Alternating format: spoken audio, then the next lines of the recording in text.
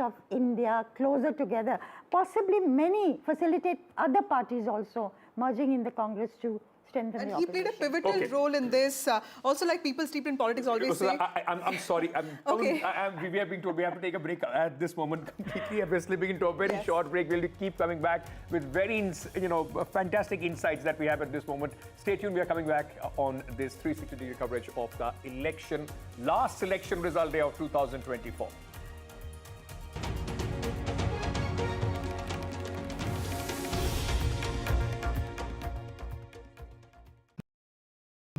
In today's interconnected world, India's voice is more crucial than ever.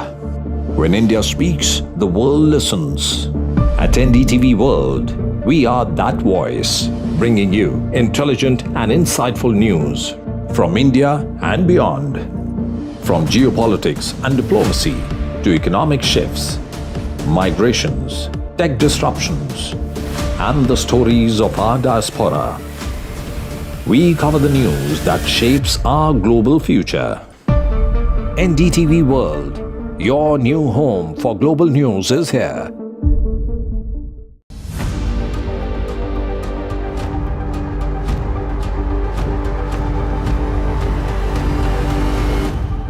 This week on India Ascends. Why is Africa crucial to India's strategic and geopolitical calculus? Will COP29 address climate catastrophes, or will the deadlock in negotiations hurt global climate goals?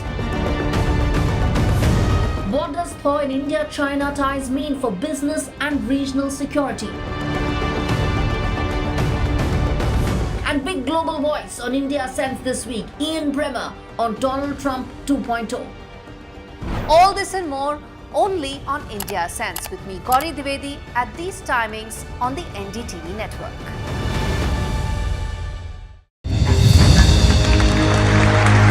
I now request the Honorable Prime Minister to launch NDTV World and address the summit. It was the grand launch of NDTV World by Prime Minister Narendra Modi. NDTV World, as he laid out his vision.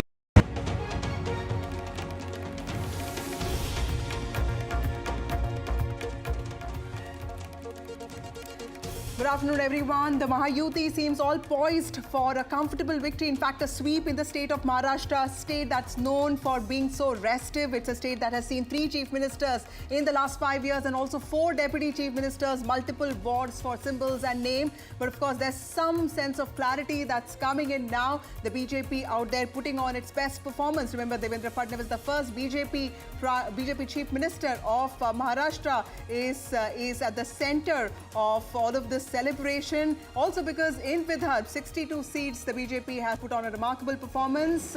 Also in direct contest with the Congress has failed to make a mark. Also with regard to Sharad Pawar-led NCP versus NCP led by Ajit Pawar. It's the Ajit Pawar faction that has managed to get 80% of the seats. And in Shiv Sena, that's led by UBT, versus Shiv Sena led by Eknath Shinde, it's the Shinde faction that has surged ahead. That's right. And the celebrations, of course, have erupted in the NDA camp. You can see on your screens right now, Eknath Shinde there holding up the victory sign. We've also seen Devendra Fadnavis there, being congratulated. Of course, congratulatory messages have also gone from the BJP High Command to all the 3 top leaders in the NDA in Maharashtra. Their celebrations have already begun. Of course, there is this tough question about whether or not Eknath Shinde will be retained as the Chief Minister of Maharashtra or not. These are some of the aspects that we'll discuss along with our panel of experts, as well as go across to our ground reporters there. But first, let's take a look at the top headlines. Celebrations erupt as NDA is all set to sweep elections in Maharashtra. BJP wave stuns Mahavikas Aghadi.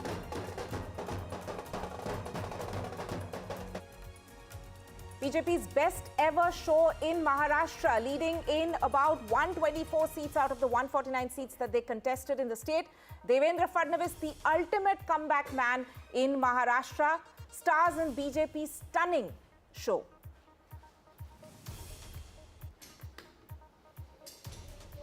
Home Minister Amit Shah congratulates Mahayuti leaders. The Home Minister has spoken on the phone to Eknath Shinde and also Devendra Fadnavis. He has also spoken to Ajit Pawar. Big win for India bloc in Jharkhand as voters reject NDA's infiltrators campaign. Hemant Soren defies anti-incumbency, set to win another term in the state.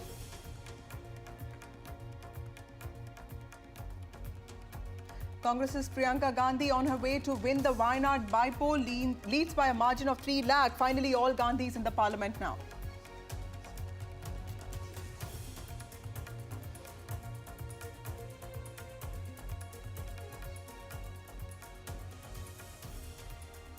Right, and we are, of course, looking at the battleground state of Maharashtra first, as we have, in fact, seen BJP scoring their biggest ever victory, win in a way in the state. But it's the NDA camp which is, of course, celebrating over there. All the three parties over there of Shiv Sena as well as the NCP doing remarkably well in order to get this stunning victory by the NDA. At the moment, there's, of course, we are looking at a landslide victory of the NDA in Maharashtra. Vasudha. Absolutely. And Tanima, you know, if you look at the different issues that played out in this election, there were slogans like Ek hai to safe hai. There was also batenge to katenge. But at the same time, there was a lot of social engineering attempt that the BJP put in. In fact, Bhupendra Yadav, Ashwini Vaishnav, the in charges of from the BJP side, had this whole mandate to ensure that the OBC castes are with them. They also tried uniting the Marathas and also going to Dalit bastis to ensure that the Congress's narrative that the constitution can be changed is something that is worked upon. So a lot of corrective actions is what the BJP took. This is after the BJP faced its worst setback in the 2024 Lok Sabha elections, Mahayuti winning just 17 of the 48 seats. But major takeaways there. For that, we have with us Aarti Jairath, senior analyst and senior journalist, and we have Mayank Mishra, who's also with the NDTV. Hey. Thank you, both of you, for being here. To you, Mayank Mishra, first, the Congress clearly is the weakest link, because if you look at Vidarbha, it looks like the BJP has put in a lot of effort there. It's winning more than 70% seats there. Tell us, what are your big takeaways from the election outcomes as far as what we see right now? I will give you some data which I picked up from Election Commission. Congress vote share, Congress got fewer votes than all other parties, all 5 parties, major parties. Congress vote share is at 10.6% as of 12:30 from Election Commission. NCP, both the factions of NCP got more votes than Congress. UBT faction got more votes than Congress. And Shinde faction also got. Right. So undivided, Okay, Shiv Sena had. Mayank, I'm really sorry to interrupt you there, but we will, of course, finish that point. But let's go across to my colleague Radhika, who is standing on the ground there. Radhika, what's the latest on the ground where you are reporting from? That's right. It is an incredible victory for Mahayuti, and BJP is, of course, celebrating. I'm outside BJP office. A stage has been erected where all the BJP top leaders are expected in just a bit. Devendra Fadnavis, Chandrasekhar Baumkule, and several other winning candidates will be taking over the podium in just a bit. You can see saffron all over, and of course, people here celebrating, sloganeering.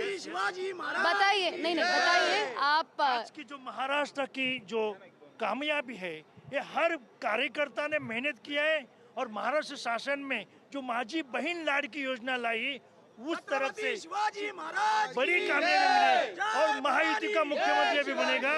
Bhajpa और महायुति बहुत बड़ी कामयाबी मिली, और महाविकास आघाड़ी तो पूरी खत्म हो गई। क्या रीजन एट्रीब्यूट करेंगे, क्या रीजन है ऐसे वाले विक्ट्री के लिए? देखिए क्या है, देवेंद्र जी ने नारा दिया था धर्म युद्ध का, धर्म युद्ध हो चुका है। अभी धर्म स्थापना की बारी है। नरेंद्र जी के, माननीय पंतप्रधान नरेंद्र मोदी जी के नेतृत्व में हमारी महायुति की सरकार आ रही है, और हम 2 दिन के बाद मुख्यमंत्री हमारे भारतीय जनता पार्टी जी के ही बनेंगे, और देवेंद्र जी ही मुख्यमंत्री बनेंगे। वुमेन कार्यकर्ता, देखिए, लाडली बहन जो योजना बनाई मुख्यमंत्री शिंदे जी ने और उप मुख्यमंत्री देवेंद्र जी ने, वो काम में आई। लाडली बहनों का भी आशीर्वाद मिला है। फिर बटेंगे तो कटेंगे, एक है तो सेफ है। और हमारी जो मातृशक्ति है भारतीय जनता पार्टी की संघ वाले, उन्होंने जिस प्रकार से ये मुद्दा उठाया था कि हिंदुओं ने अपना वोट करना था, वो भी एक कामयाब हो गया। जैसे मुस्लिमों ने फतवा निकाला था कि मुस्लिम ने महाविकास आघाड़ी को वोट करना चाहिए। तभी हिंदू जागृत हुआ कि अभी हमें महायुति को लाना है और उस प्रकार से एक विकास और हिंदुत्ववाद ये पूरा और महिलाओं का जो लाडली योजना है ये पूरा फैक्टर है जो आज महायुति के So those are the reaction and responses from BJP Karyakartas here. Of course, victory sloganeering is what we are hearing, and we also heard some firecrackers, laddus being distributed. So all that taking place outside BJP office, a lot of movement activity going on. And of course, as this, this particular person was in fact commenting, it is the development factor as well as women's schemes that seems to have worked well as far as Mahayuti, particularly BJP and Shinde Sena are concerned.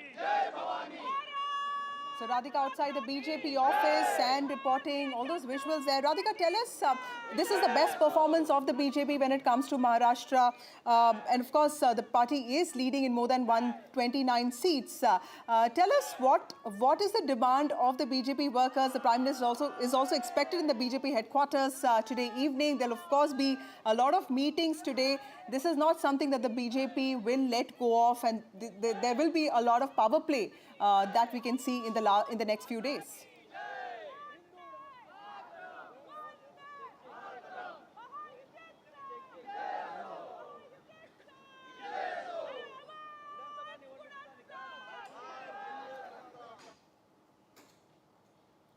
But as I was saying before, 2019 and 2024 are starkly different, and we couldn't really predict the results this time. We thought it would be a hung assembly. Some of them did predict Mahayuti win and some did predict MVA win, but did not predict a landslide victory of this kind. That is something that was unexpected even for leaders within Mahayuti. They did say a number of 170, 180. As far as MVA was concerned, they were speaking about numbers ranging from 160 to 170. But about 200 was something that even pollsters perhaps did not predict as far as Mahayuti's performance is concerned. And all this, just a couple of months after the Lok Sabha elections saw a defeat of sorts as far as Mahayuti is concerned. And we saw what happened to Devendra Fadnavis. Soon after Lok Sabha defeat, Devendra Fadnavis decided to resign as the Deputy Chief Minister. He wanted to concentrate on strengthening the organizational structure of the BJP obviously, his resignation was not considered by the BJP top brass, but he continued to work for the organizational structure. And this time around, what was different from Lok Sabha is that, of course, there are unlikely alliances, unlikely parties within Mahayuti as well as within MVA. During Lok Sabha, there were a lot of disputes, bickering over seats, candidates. BJP as well as Shinde Sena announced candidates and seats in the last minute. That really cost them dear. Constitutional narrative by the Congress, that cost them dear. But this time they made sure that those narratives did not adversely impact Mahayuti, one. And secondly, they made sure that the candidate selection, the meetings, all of them happen in a very structured way and much before the election. So they were very careful in terms of planning for these elections, and certainly the campaigns and all the schemes seem to have worked wonderfully well as far as BJP, Shinde Sena and Ajit Pawar NCP are concerned. Right, thank you Radhika. We'll keep coming back to you. Joyce, celebrations happening there at the BJP headquarters. We also have GVL Narasimha Rao from the BJP joining us. Thank you Mr. Rao for joining us on NDTV. The Mahayuti faced its worst setback in the state of Maharashtra in Lok Sabha elections 2024, winning just 17 out of 48 seats. But today the tables have been completely turned. Can you tell us what are the corrective measures that the BJP took, and also this welfare pitch? It seems like the BJP will no longer be able to blame the Congress for its guarantees, because welfare has also become your hallmark. Yeah. Good afternoon to you and all the viewers watching NDTV. First of all, we'd like to thank people of Maharashtra for giving us such a massive mandate. I think first let me explain the significance of this mandate. For over 4 decades, a magnitude of this magnitude has not been given by the people of Maharashtra. This is the largest seats tally for the BJP. This is the lowest tally for the Congress and the opposition. And the most important, the headline point is, there will not be any party which can really claim the leader of the opposition status in Maharashtra Assembly. Congress will fall in the same league as they have in Lok Sabha. For 10 years, they could not claim a leader of the opposition post. So this is the, and then we have polled close to 50% votes. Last time when we won the mandate in 2019 with Shiv Sena, we polled only 42%. Together, this time we polled 50%. So a big voter, big support from the public across segments, various sections and segments. I think in the recent elections, we are seeing people cutting across the geographic divides, the demographic divides. They're voting for development, they're voting for Vikas, they're voting for welfare. And this is, the welfare pitch of the BJP is different from that of the Congress. Because for Congress, welfare is deceit. They've only been making empty promises. They've done that. They have won elections in Karnataka, Telangana, Himachal, making such promises which they never fulfilled. On the contrary, BJP has fulfilled every promise that they have made, that we have made. So that certainly there is a credibility gap for the Congress party, whereas the BJP under the leadership of Honorable Prime Minister Modi ji and the state leadership in Maharashtra has the credibility. Today, the Congress has plunged to its lowest ever tally because the Congress suffers a serious credibility question. Okay, they Mr. made Rao, first of several all, also congratulations, promises, given that, you know, the BJP has people have not performed believed remarkably well. You know, can we also expect the party to, you know, to really align with the alliance dharma? But, you know, this is politics, and given that the party may not really need two of the allies who have also not really performed that badly, what can you tell us about what is in store for the future? Because this is politics, and I'm sure BJP, I mean, this is also BJP's chance of making Maharashtra BJP yukt, you know, something that the state has not been in the last many years. No, but in between 2014 and 19, it was a BJP-led government with Mr. Fadnavis as the chief minister. So it's not that BJP had never led government in Maharashtra, but this time certainly the central leadership of the BJP, the parliamentary board of the BJP, in discussion with the state unit, will take a decision, and that will not be a problem at all. You've seen how BJP has been able to elect governments without any murmur. So certainly this is not, today is a day to understand and also to swallow the victory. And a government formation has never been difficult for the BJP. It will not be difficult now. It will certainly be a decision that will be collectively made by our parliamentary party in discussion with the state unit. But another important thing, today the Shiv Sena, the NCP, another major takeaway from today's election is people have decided which, you see, there has been a discussion all through this campaign that people might vote against Mahayuti because certain Shiv Sena split and NCP split. On the contrary, people have given legitimacy to the Shiv Sena led by Mr. Shinde and NCP led by Mr. Ajit Pawar. They have given legitimacy to them. They have clearly given their verdict that they consider them to be the real parties. And they have punished these parties, Shiv Sena particularly, for betraying the mandate of the people in 2019 and siding with the Congress party, which was defeated in 2019 polls. So this is a result against Shiv Sena, Uddhav Thackeray's betrayal of the mandate of 2019, and it's certainly some sort of legitimizing. The constitutional authorities, election commission, Supreme Court have already given the legitimacy, but today people have put their stamp on it. So certainly in all respects, it's a huge victory for the Mahayuti and the biggest setback for the MVA ever. Right, sir. Thank you, Mr. Rao, for joining us on NDTV. Quite a remarkable victory for your party. Congratulations on that. Going back to our guests, Aarti Jairat and Mayank Mishra. Mayank, you were saying, you were talking about the big takeaways from this result. It was one headline, stunning headline is stunning rejection of the Congress in Maharashtra. And I was going through some of the data. Undivided Shiv Sena had polled 16% votes. Now, if you combine the two factions together, it comes to around 23%. So everybody else has gained and Congress has lost. BJP remains intact. And second takeaway is whoever has allied with BJP, BJP has pulled them up, Right. whereas Congress has pulled everybody down. That is one.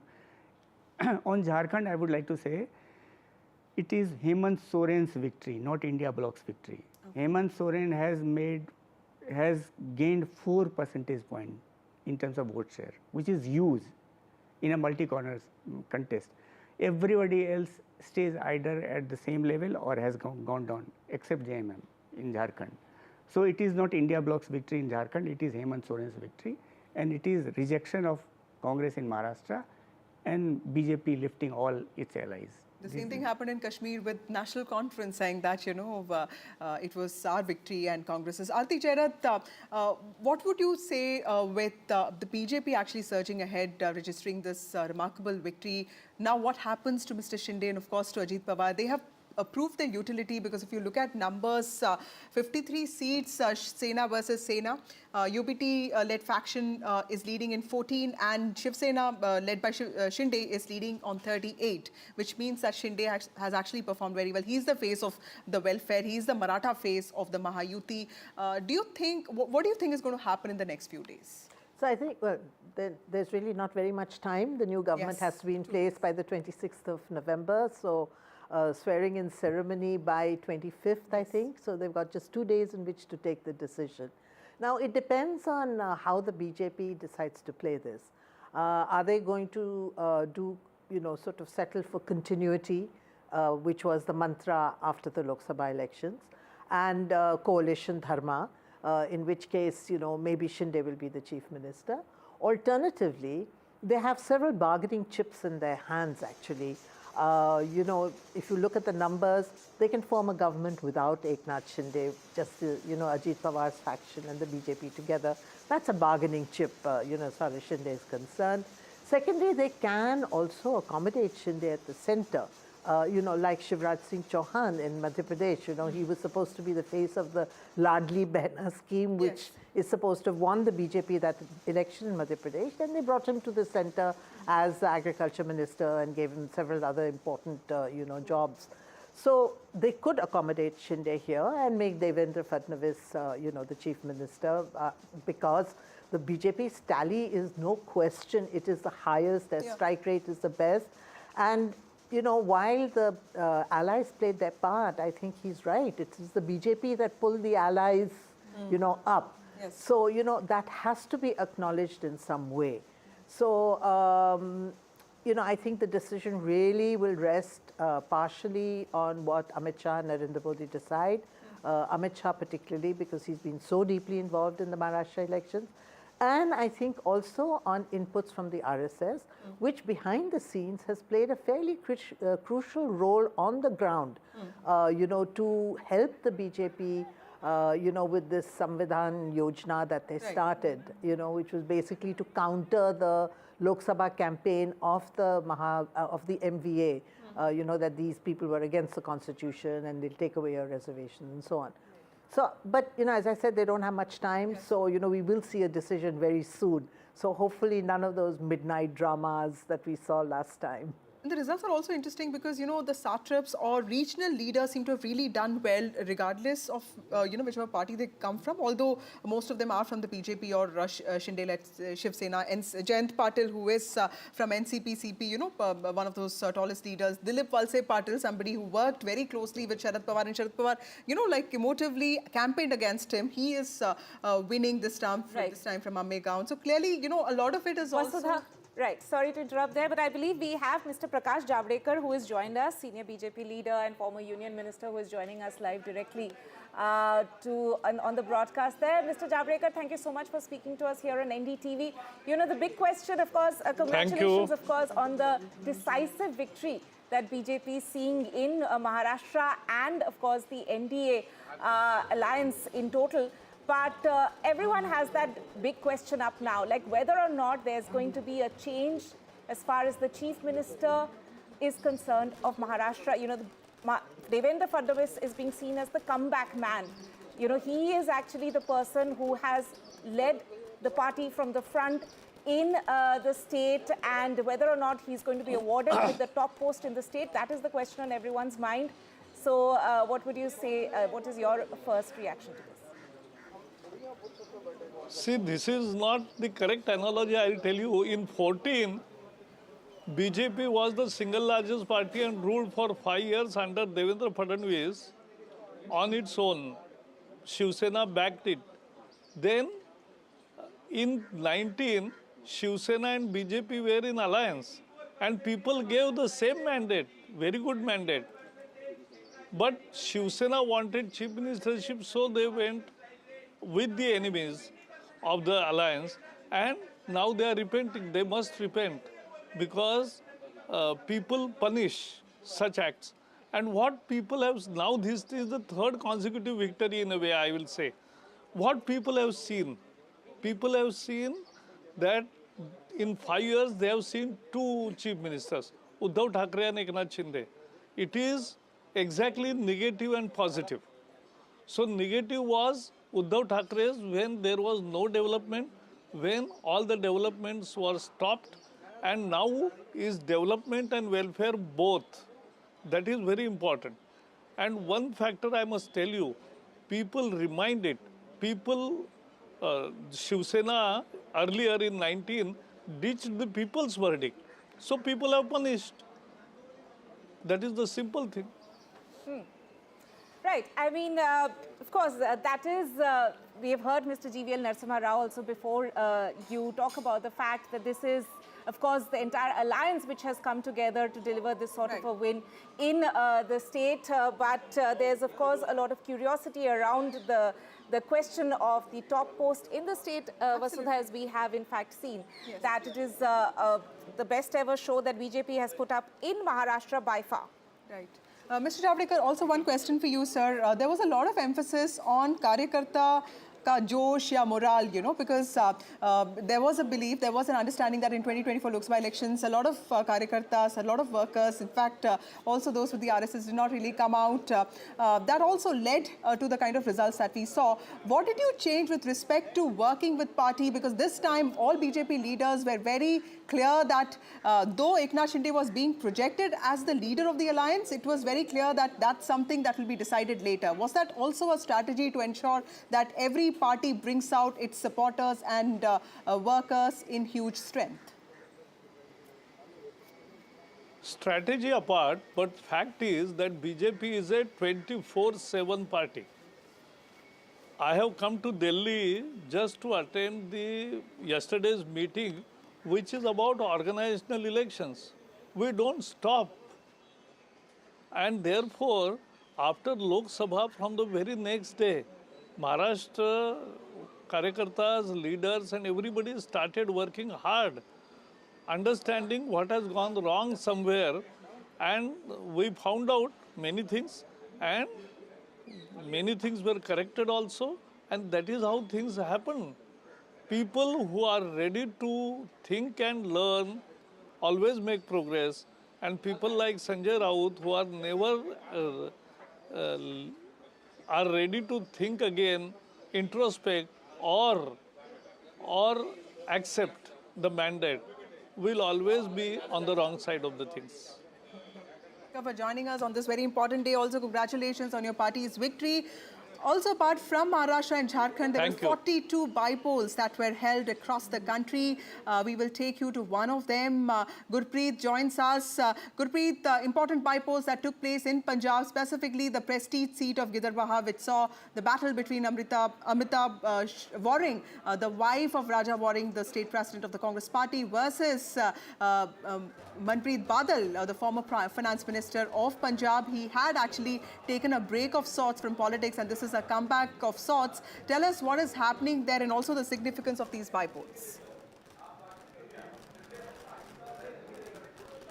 Well, we have seen in 4 bypolls, three bypolls result have already been out, and what we have seen from the Congress stronghold, Dera Baba Nanak, Aam Aadmi Party is able to win, and from Chabbewal, Aam Aadmi Party has managed to win that 2 seats from there. But a stronghold of Aam Aadmi Party from Barnala, where they have lost that seat to Congress Party, and Congress Party was able to win. We are reporting from Gidraba at this point of time, and we are showing all the statistics and calculation how these rounds are happening here. So total 13 rounds are required, and 9 rounds have already been done, where we can see Amarta Vring, who is wife of Congress chief, she is able to get 36,561 votes, whereas Dimpy Dillo, Hardeep Singh Dimpy Dillo, who is the Aam Aadmi Party candidate, he has got 49,772 votes as of now. If we can talk about Manpreet till the time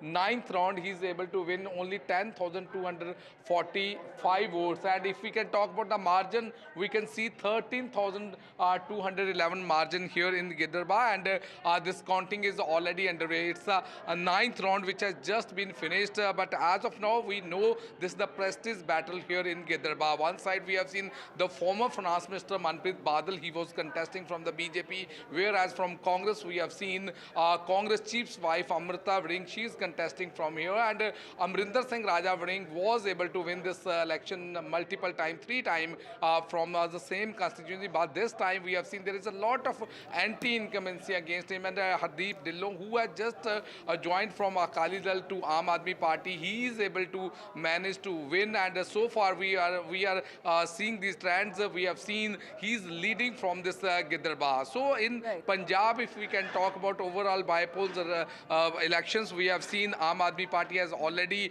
won from 2 constituencies, it's Chabbewal and Dera Baba Nanak, and from Barnala, the Congress candidate is able to win election from here, and from Giderba, the counting is still underway. So let's see, because these elections, bypoll elections, are very important for Aam Aadmi Party ruling government. It seems the way they have already got mandate, it seems from the way Aam Aadmi Party is leading from here also Giderba, it seems Aam Aadmi Party is able to get mandate, and we have seen all the top leaders of Aam Aadmi Party, they are going to address their supporters and celebrating this victory of Punjab in national capital. So let's wait for more time to understand how this political calculation is going to happen in Giderba. Back to studio. So comeback of sorts for Aam Aadmi Party in Punjab there, yes. Very critical, I think, because Delhi elections are coming up in February.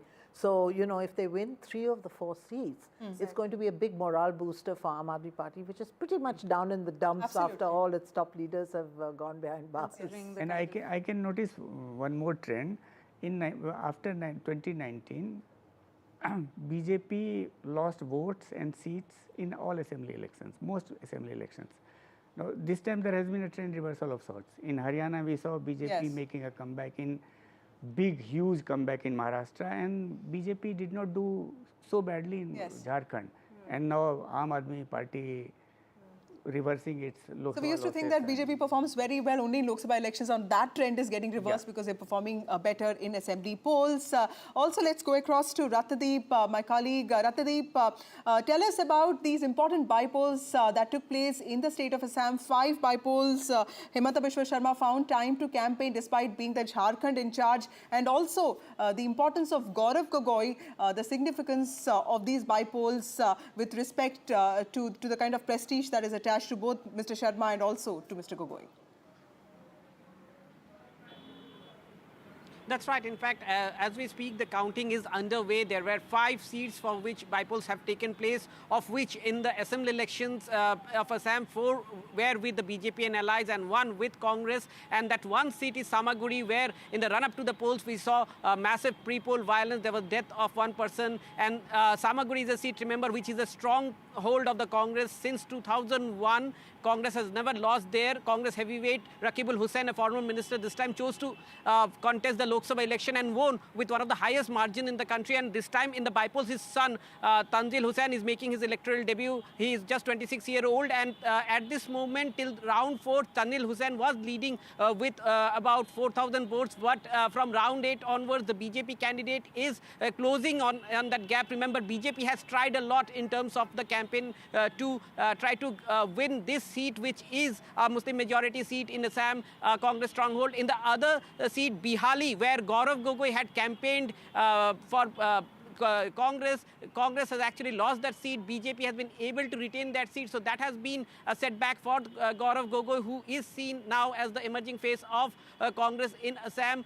The BJP is leading in another seat, which is Dholai, which it was its MLA who was elected in the last election, and its allies AGP and UPPL are also leading in 2 other seats. So at this moment, BJP and allies are leading. BJP has won 1 seat and 3 seats. Its allies and BJP is leading, and Congress is leading in 1. However, let me tell you, this election was one election after 2016 Assam Assembly election, when BJP came to power for the first time in Assam, that the campaign of the party in Assam was not led by Himanta Biswa Sharma because he was busy in Jharkhand. Perhaps the Jharkhand result would be also a setback for Mr. Sharma. Remember, ever since Mr. Sharma delivered Assam elections for the BJP in 2016 and subsequently helped BJP and BJP allies to form governments in several states in Northeast, his services were taken for states like Odisha, where the BJP had done well, and this time he was he was made the co-in-charge for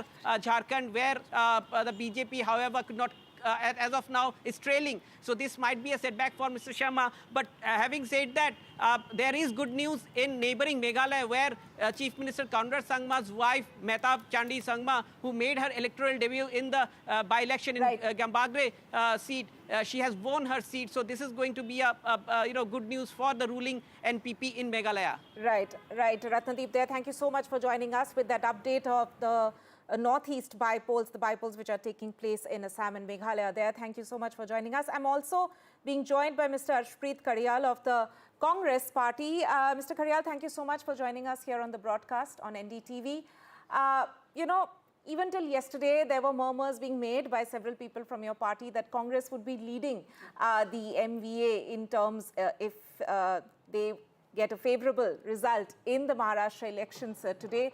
But now we can see that Congress has actually registered probably its worst performance. It is the worst. It is the worst performance that we are seeing coming in from Congress in Maharashtra. So do you think, and there have already been a lot of questions being raised about the way Congress managed its campaign, both in Maharashtra as well as in Jharkhand. So in hindsight, do you think more effort needed to have been put in by the Congress leadership in the battleground state? Well, a couple of things to that. First and foremost, the Bharatiya Janata Party is one state and India Alliance one another state. So it's 1-1.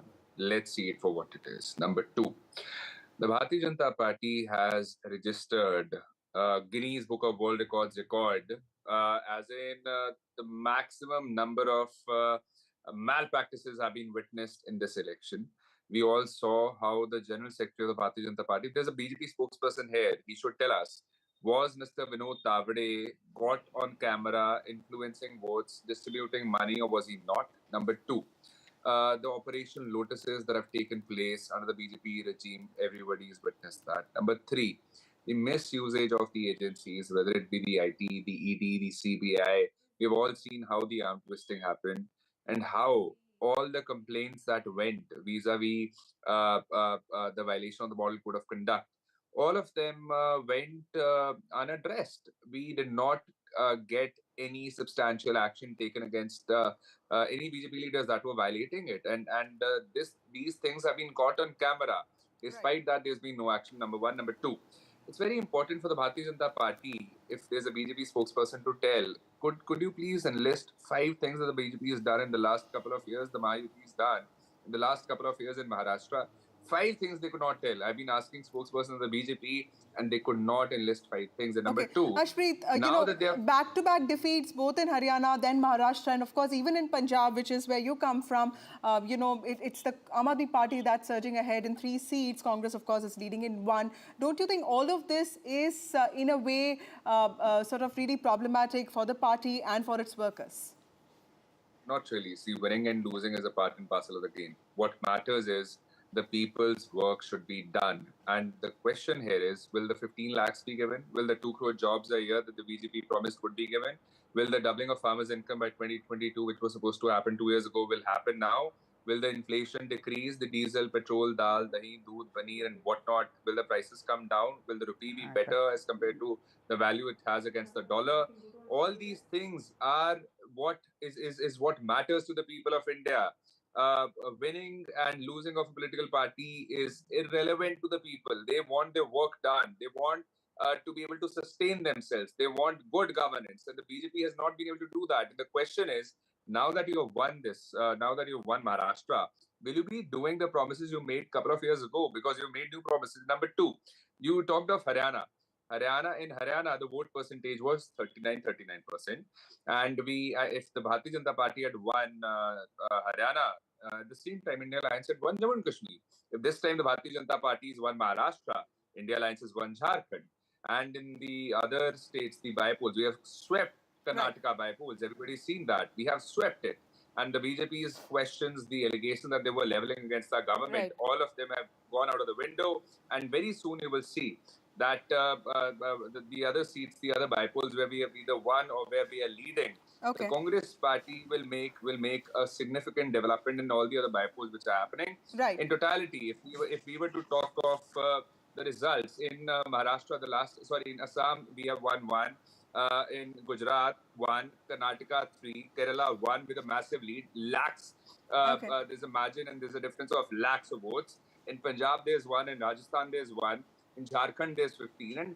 And so on and so forth. So basically, the fact of the matter remains that will the Bharatiya Janata Party start delivering on their promises, or will they keep on coming up with hollow promises and hollow statements? That's an important point. Thank you, Ashpreet, for joining us with your views. Aarti Jairat, what happens now? Because, 2024 Lok Sabha elections, we saw a different sentiment.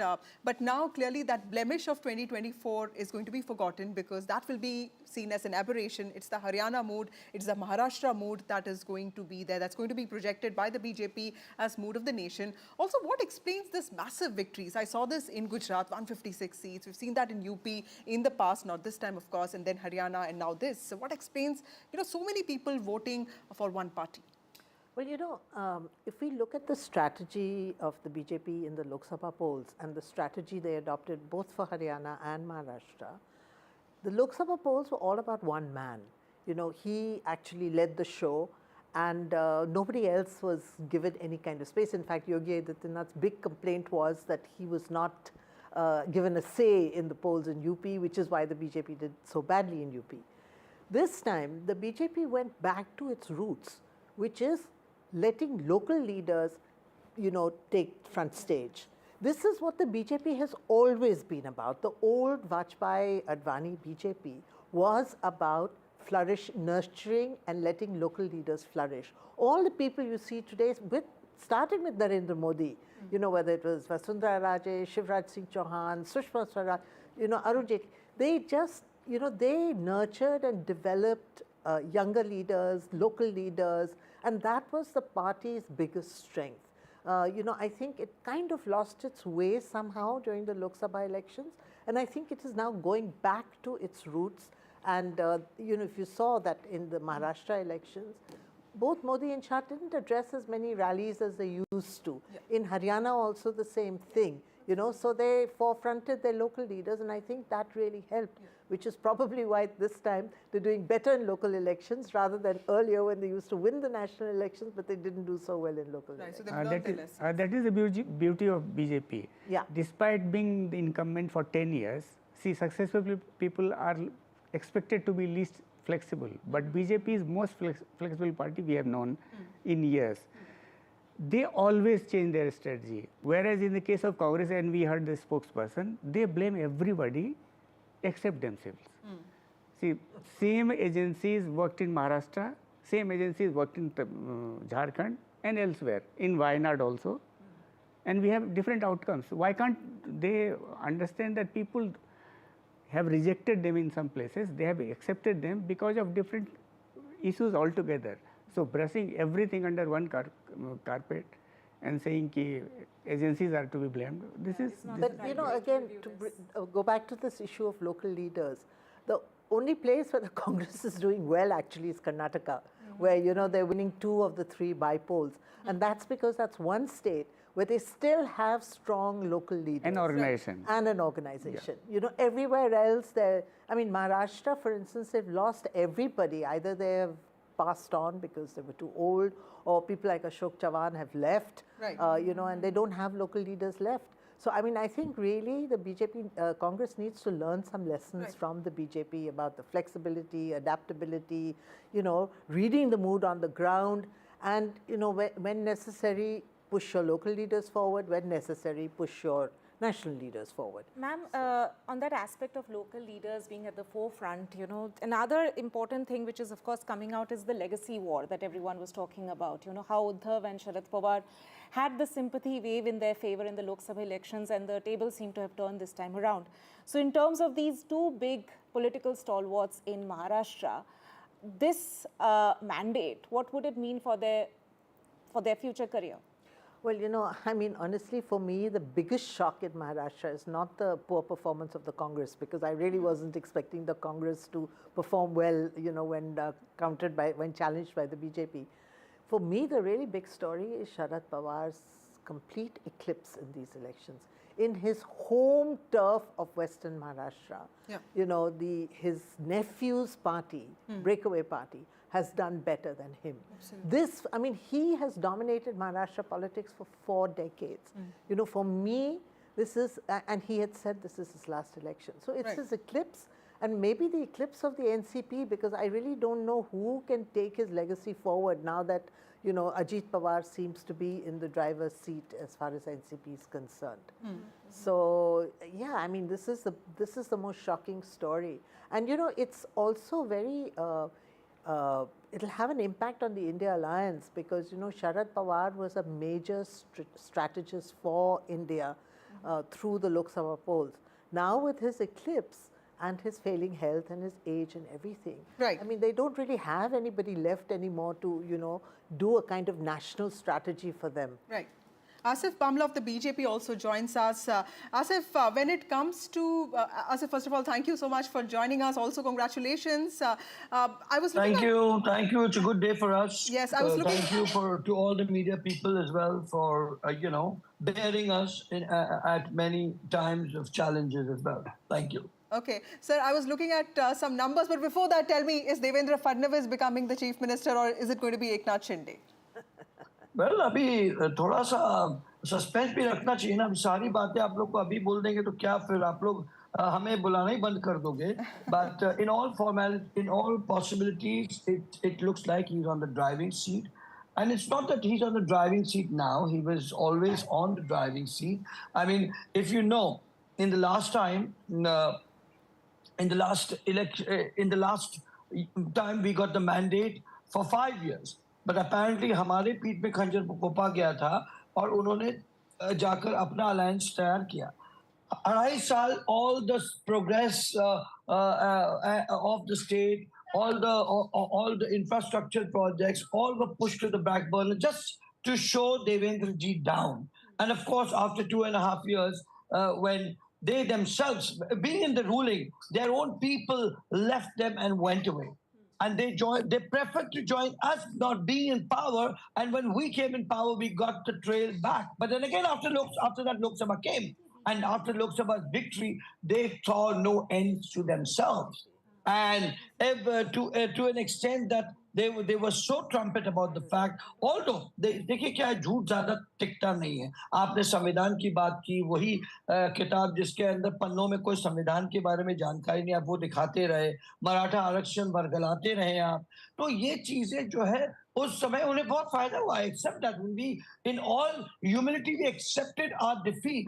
लेकिन आज वो फिर से मौका आया. और यही नहीं, 2.5 साल में देवेंद्र जी ने वो कहते हैं ना गम खाकर, a man who's been a successful, वो कहते हैं development Fadnavis in his time for 5 years had to go as a deputy chief minister. No, he was not interested to even come into the chair. But the party gave him, and he, with all the huge numbers that we had, we went and we compromised. No, that was in the interest of the state. और यही लोकसभा के बाद आपने देखा इनके तासुरात क्या हो गए. यही लाडकी बहन योजना जो हमने लाई. Ladki Bahin Yojana, which is being seen as the reason, one of the most important reasons. Give me 10 seconds on that. Yes. That was what passed. तो इतना हुआ रेवड़ियां बांटी जा रही है. अरे नेशनल एक्सचेकर पे इतना प्रॉब्लम हो जाएगा. Where do we get all the money from? और तुरंत you take a U-turn on that and say no. They're giving you 1,500. Now we will give you 3,000 rupees. Right. So तब national exchequer पे भार नहीं होगा state exchequer. Right. So Asif ji, valid point there, but देखिए, you know, ये जो लाडकी बहन योजना थी, you know, which is being seen as one of the reasons for your win, उसका जो face था, the face of that was also Eknath Shinde. आपको लगता है कि, you know, the Mahayuti alliance will also remain collective, you know, और सबकी utility जो है will be taken into account when decisions of the government, you know, are being taken, and also उसमें भी you don't have too much time because the government has to be in place by the 26th. देखिए महायुति की अगर आप बात करें तो come back again. Sorry, I just got a little airy with the question. I'm saying that the face about Eknath Shinde. Yes, of course. We are all together. Eknath ji ho, hum ho. We are not like the Shiv Sena. आपस में उनके ही अगर आप देखो तो परिणीति शिंदे के वहाँ शिव सेना के लोग उनके बैनर फाड़ रहे हैं. तो ये भूमिका हमारे तीनों लाइन में दो भी had lot of differences also, but we never had a situation like that. And let me tell you, लाडकी बहन का संकल्प था मध्य प्रदेश से भारतीय जनता पार्टी का एक कामयाब you know कैंपेन रहा जिसका एंड रीच लोगों को रहना जरूरी है. आप स्कीम्स बहुत लाते हो लेकिन it doesn't reach to the end person. If you see, all the mahilas had a smile on the face when they went to the election. I remember in Bandra Stay when we went for the campaigning of Ashish Shelar ji, महिलाएं कहती थी अबे आप क्यों आ रहे हो हमारे दरवाजे पे? आपने अपना काम कर दिया, अब हमें अपना काम करने दीजिए. हम आपको दिखलाएंगे और आज उन्होंने चमत्कार दिखाया. You know that's why it's women's first, and I'm happy that you are interviewing us and you are there on heading this debate also. So this is the Ladki Behan charm and the charisma that was well crafted. And not only that, we also understood the mood on the ground. You know, we didn't live in the denial, which of course Mahavikas Aghadi lived in, like a Sanjay Raut coming in the morning and blabbering, you know, from all the worst thing. We said, हमें तो party से भी आदेश दिया गया था कि भाई as a spokesperson आपने संयमता बरतनी चाहिए. आपने ये नहीं कहना कि कौन सीएम बनेगा. That's all. हमें महाराष्ट्र चाहिए, महाराष्ट्र की प्रगति और उन्नति चाहिए. सीएम अभी जो भी हो वो आला कमान और पार्लियामेंट्री वोट तय करे. हाँ सर, ये बताइए चीफ मिनिस्टर के नाम पे सस्पेंस रखा जाए आपको जब होगा सुविधा, लेकिन ये अरेंजमेंट है कि एक चीफ मिनिस्टर और दो डेप्यूटी चीफ मिनिस्टर, ये अरेंजमेंट रहेगा इस बार मैंडेट एकदम से इस मैंडेट के बाद? देखिए आज का दिन तो बहुत ही खुशी का दिन है, तो हम बड़े खुश मिजाज हैं और आगे क्या होगा वो कोई इतना अहमियत रखेगा ज़रूर कल के बाद. लेकिन आज तो मैं स्वयं पार्टी ऑफिस जा रहा हूँ 4 बजे. देवेंद्र जी आ रहे हैं वहाँ, तो बड़ा जोश खरोश और जोश उल्लास से हम आज के दिन को, क्योंकि मेहनत भी इतनी लगी हम सबकी. देखिए हमने जो है वो कहते हैं ना, जब हम हारते हैं तो हम इंट्रोस्पेक्शन करते हैं. लोकसभा में हमारी जो हार थी उसका हमें बड़ा खेद और दुख रहा, और हमने यथायात उस पर हर दिन काम किया. और देखिए आप युवा हो, महिला हो, अपना किसान हो, लाभार्थी हो, सबको हमने साथ लेकर चलने का एक प्रण लिया कि नहीं, ऐसा कोई we didn't leave any stone unturned to reach to a magic figure. Absolutely, Asif Bamla ji, thank you so much for joining us. That is the blessings that the blessings that Maharashtra, by Ladki Behna and all of us given us in the form of coming back to power. Thank you. Yes. Right, that was Asif Bamla there of the BJP, of course. Let's also turn our focus to one of the states which saw very crucial bypolls taking place, and that is, of course, the state of Uttar Pradesh, in which the BJP seems to have stolen a march ahead of the Samajwadi Party. And I have my colleague Ranbir, who is standing by to give us the latest. So, Ranbir, it's the BJP which is leading in in most of the 9 constituencies which had in fact had the bypolls earlier this week. Yes. BJP is leading on 7 seats out of 9, and 2 Samajwadi Party is winning 2, Karhal and Sisamawa of Kanpur. So the ratio between BJP and Samajwadi Party is 7:2, and that ratio is expected because exit poll says that the situation is that BJP can win 6 to 7 seats, and today after the trends we can say that BJP is in condition to win at least 7 seats out of 9. So it's a setback for Samajwadi Party because in 2022 Samajwadi Party won 4 out of these 9 seats, and this time it shrinks to 2.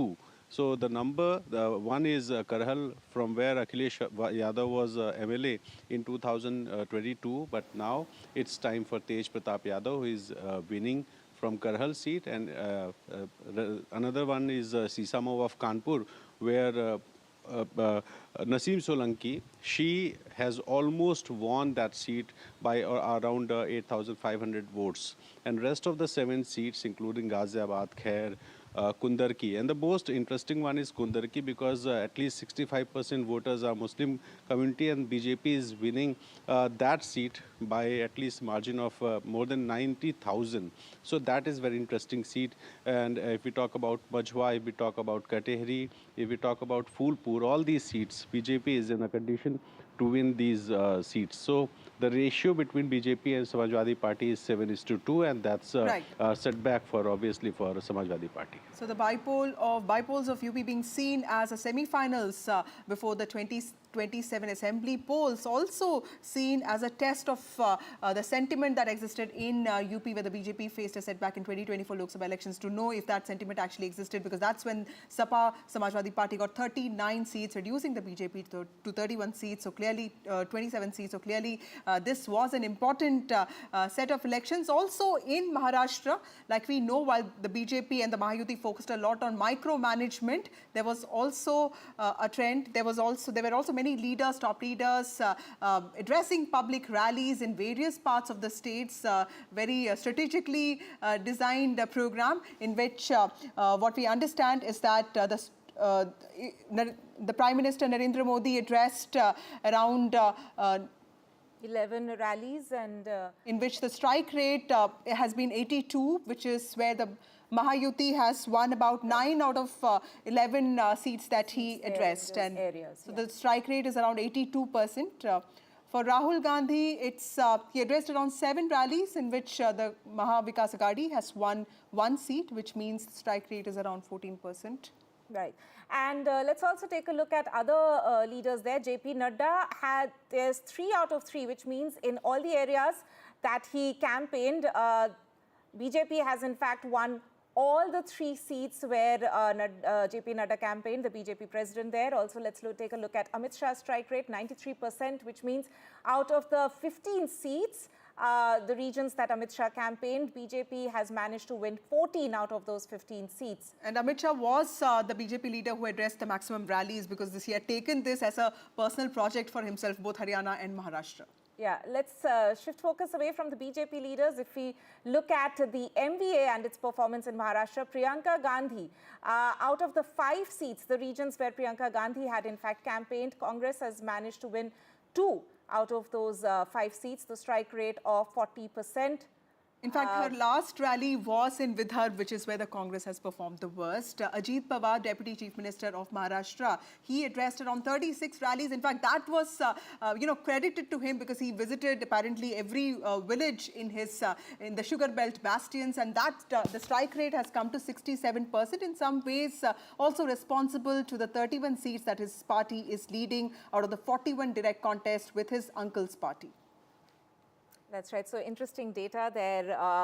Also, let's take a look at Uddhav Right, we'll have to cut across live now to Uttar Pradesh, where Dimple Yadav is speaking. अभी हम सफाई में है करहल में जिस तरह से शुरू से ही बढ़त बनाए हुए थे क्या लगता है कि क्योंकि 27 का एक तरीके से सेमीफाइनल इस तरह से माना जा रहा है कि आगे देखा जाए नहीं अच्छा है क्योंकि जहां यहाँ पे प्रशासन ने और जहां भारतीय जनता पार्टी के लोगों को खुली छूट दी गई कि मतदान के दिन वो घूमें और बाहर से भी दूसरी विधानसभा से भी लोग आके गाड़ियों में यहाँ घूम रहे थे और जहाँ 3 या 4 गाड़ी चलने की अनुमति होती है वहाँ पे 10-10 गाड़ियाँ लेके लोग चल रहे थे और जिस प्रकार से पूरा माहौल रहा उसके बावजूद भी समाजवादी पार्टी का जो परफॉर्मेंस रहा है वो सही रहा है। लगता है अभी और सीटें आ सकती हैं, कई राउंड बाकी। हाँ मैं समझती हूँ कि हम लोग अनुमान लगा रहे हैं कि 4 सीटों पे हम लोग अभी भी जीत सकते हैं। Thank you so much.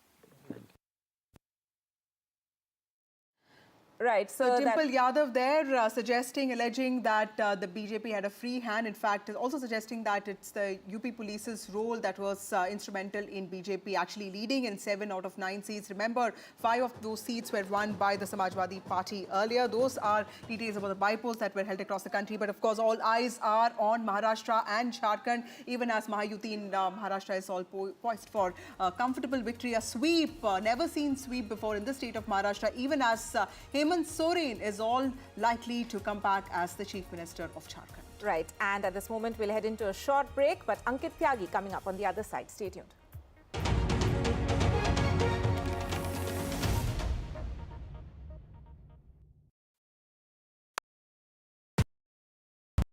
Stay informed and entertained with the new and updated NDTV News app.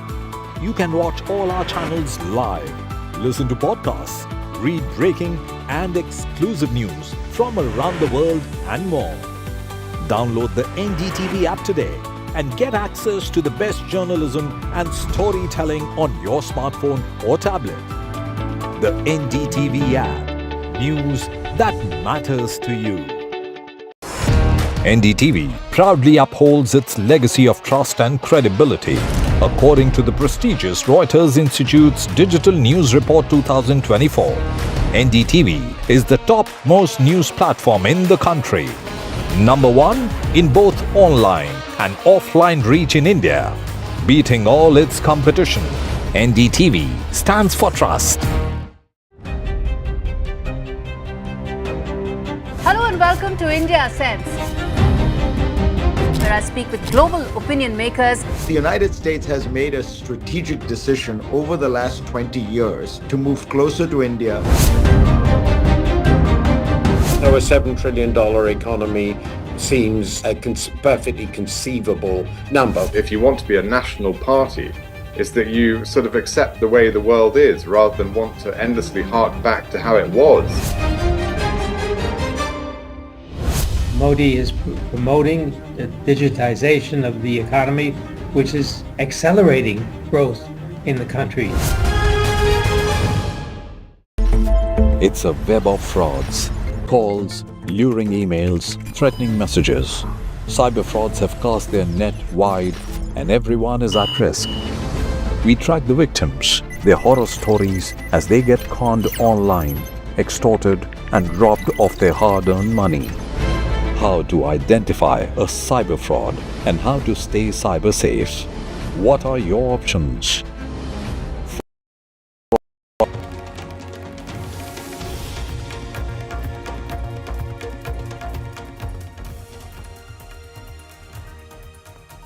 Hello and welcome to NDTV, our continuous coverage of the last election result day of 2024. And how has this day turned out to be?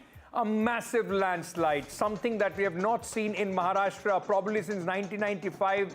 The kind of victory that the BJP-led Mahayuti alliance is enjoying at this moment, and all those doles and the lovely dance moves that you are seeing on your screens are the BJP and Shiv Sena Shinde supporters celebrating the massive victory. It's not, in fact, ladies and gentlemen, something that you call a wave. It's an absolute tsunami that has hit Maharashtra in favor of the BJP and the Mahayuti at this moment. the MVA, the opposition alliance, relegated to just 55 seats. On the other hand, some good news coming in there for the India alliance from Jharkhand, where Hemant Soren is making a comeback in the state. We'll get you all the details. I'm Ankit Tyagi. Let's quickly take a look at the headlines. Mahayuti landslide in Maharashtra. Saffron surge drowns Mahavikas Aghadi. Celebrations erupt as the NDA camp is all set to sweep the elections in the significant state of Maharashtra. BJP's best ever show with a phenomenal strike rate. 124 leads out of 149. The BJP contested Devendra Fadnavis, the ultimate comeback man. Now has his eyes all set to become the Chief Minister of Maharashtra for the third time. Big victory for the India bloc in Jharkhand as voters reject NDA's infiltrators campaign. Hemant Soren defies anti-incumbency, set to win another term in the state. It will be the third Gandhi in the parliament with the victory of Priyanka Gandhi Vadra at the Wayanad Bypoll. Stunning debut for Priyanka Gandhi, surpasses Rahul Gandhi's victory margin. TMC's massive sweep in first Bypolls after RG Kar case. TMC wins 3 seats and leads in the other 3 in the state of West Bengal. Yogi Adityanath firmly in lead in Uttar Pradesh, leads 6 seats out of 9 in Punjab. The ruling Aam Aadmi Party is leading on 3 and the Congress on 1.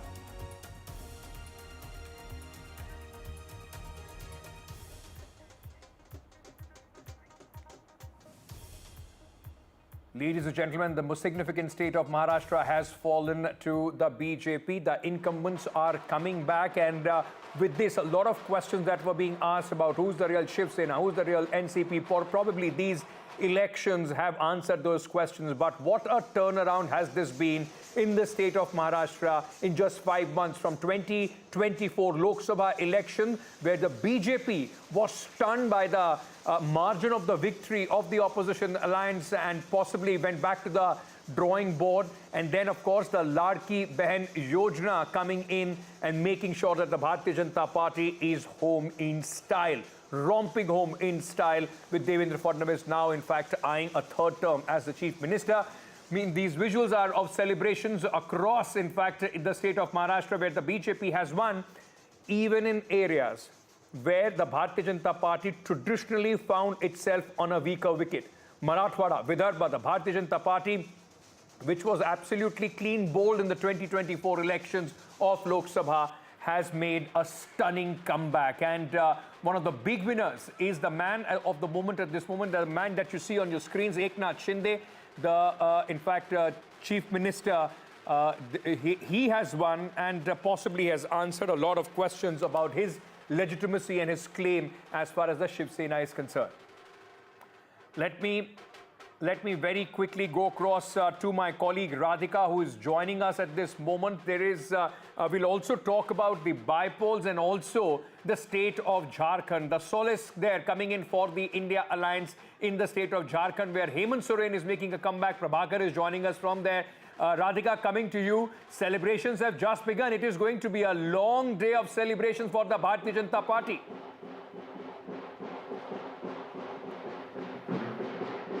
Okay, I'm not able to hear your question, but I can show you the scenes around. It is very, very loud here, but certainly celebratory. In fact, celebrations are peaking outside BJP office. As you can see, doors and drums. People are dancing all around. There is saffron wave throughout outside the BJP office here. Top leaders have already started coming in there inside, holding meetings. After some time, we'll see Devendra Fadnavis also holding a press conference. We know for a fact that at Varsha, there is going to be a joint press conference of Chief Minister Eknath Shinde as well as Devendra Fadnavis and Ajit Pawar, post which celebrations will turn to BJP office here, and multiple activities, celebrations, firecrackers, saffron flag, BJP flag all around. And we've been, speaking to several of the Karyakartas here. Of course, They are ecstatic.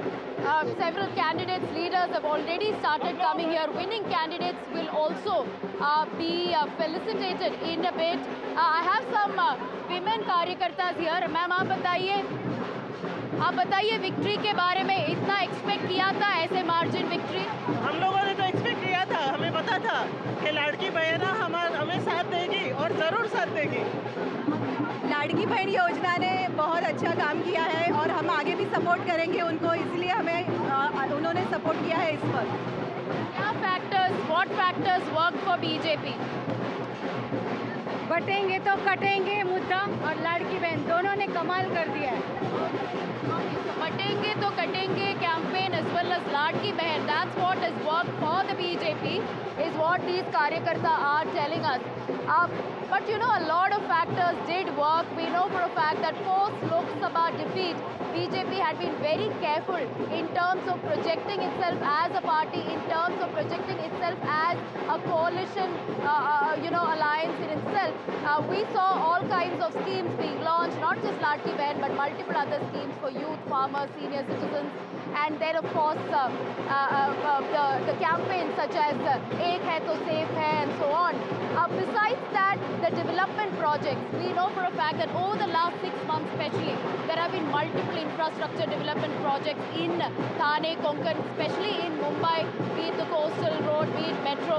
So all that has in a way contributed. Even when we spoke to voters, they just had to speak about the infrastructure development project that has made their lives easy. And of course, Ladki Behan, that has changed the lives of lakhs and lakhs of women, especially in rural parts of Maharashtra.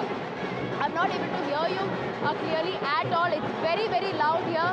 But in a bit from now, all the top leaders of the BJP and, of course, leaders from Mahayuti will be descending to address the media, to celebrate along with winning candidates. And that will happen in just a bit. Of course, this is a landslide victory, no doubt, as far as Mahayuti is concerned. Unprecedented and something that even the BJP or even the Mahayuti did not expect.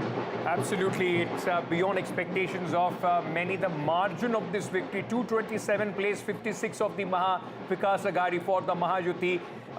All the components of this alliance firing all cylinders with the BJP, of course, over 127 leads that they have at this moment. But for a moment, ladies and gentlemen, let's just take a breather from Maharashtra, and where of course overwhelming emotions for the winners and the losers. But let's just take a look at Jharkhand as well. That's the other big state, the last, as I said, of the 2024 election results. And Jharkhand also, the incumbent is making a comeback.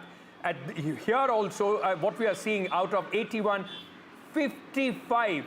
By no means, I mean, of course, both the states in geography, in the strength of their assembly are different, but make no mistake, out of 81, if you are getting 55, this alliance is also winning big. Prabhakar, massive victory there for Hemant Soren-led alliance, and Hemant Soren firmly puts himself in the driving seat. He is, make no mistake about the fact, the biggest tribal leader in this country at this moment. All the sympathy, along with the Maya Saman Yojana, seem to have working for Hemant Soren. Yeah, indeed he is. Indeed, he is one of the tallest tribal leaders, and especially after this victory, he becomes one. He becomes even taller. And remember, he has created a political history of his sort, because this is the first time an incumbent government is coming back to power. This is the Chief Minister house. He is the man of the moment. The man himself is parked there. He's parked with the family, and we are just waiting for him to walk out maybe a few hours from now. He's actually waiting for the scores to settle down, and then probably he will be coming face to face with the media. Now, the reasons what actually worked for him on the ground, because we were speculating for last 1 month regarding the Bangladeshi illegal immigration issue, which the BJP was raising time and again. Batoge to Katoge was the narrative by BJP on ground. But whether these things were working for BJP on the ground, we were speculating about it. Now it is clear that it did not work for BJP. BJP was not able to A, dent into the tribal vote bank. B, it was the woman factor which worked in favor of JMM because they had floated a scheme called Maiya Samman Yojana where the women folks were given 1,000 rupees monthly stipend, and JMM has promised that stipend would be increased to 2,500 rupees if they are voted back to power, and now they are voted back to power. And most importantly, what the JMM cadres feel on the ground, and even BJP leaders used to concede, that sending Hemant Soren into prison on a corruption charge was a bad decision actually, because that backfired. He was a tribal leader, he was a chief minister, he was an elected chief minister, and BJP people believe the message to the tribals were that this was BJP which was victimizing him and he was sent behind bars. So the BJP was not able to tolerate even one tribal chief minister in the country. And even in the very important Santa Kolan area, where even for Champai Soren, who defected from the JMM, went to the NDA, even in that point of time, he has not been able to create any impact for the Bharatiya Janata Party. I mean, it just seems that the tribals have firmly gone with Hemant Soren. They have accepted him as the leader. Even the defectors have not been able to work for the NDA here. Not really, because Champai Soren, remember, is a localized factor, because we know about him, we talk about him because he became the chief minister here. Otherwise, Champai Soren basically is a leader in the Kolhan region. Now, talking about tribals, see, it's the Shibu Soren who's the tallest tribal leader out here.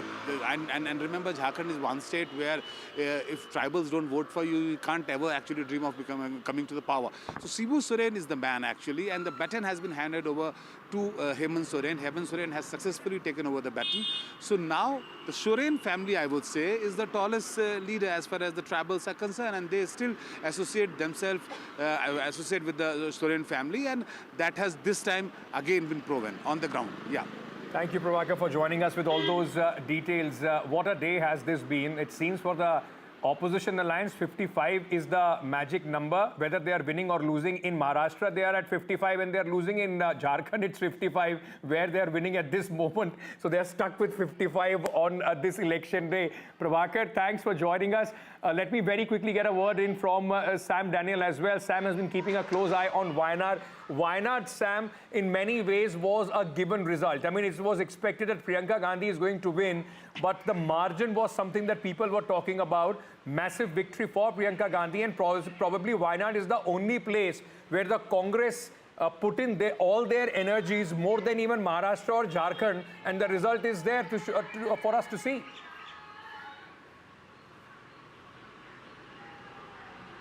That's right, Ankit.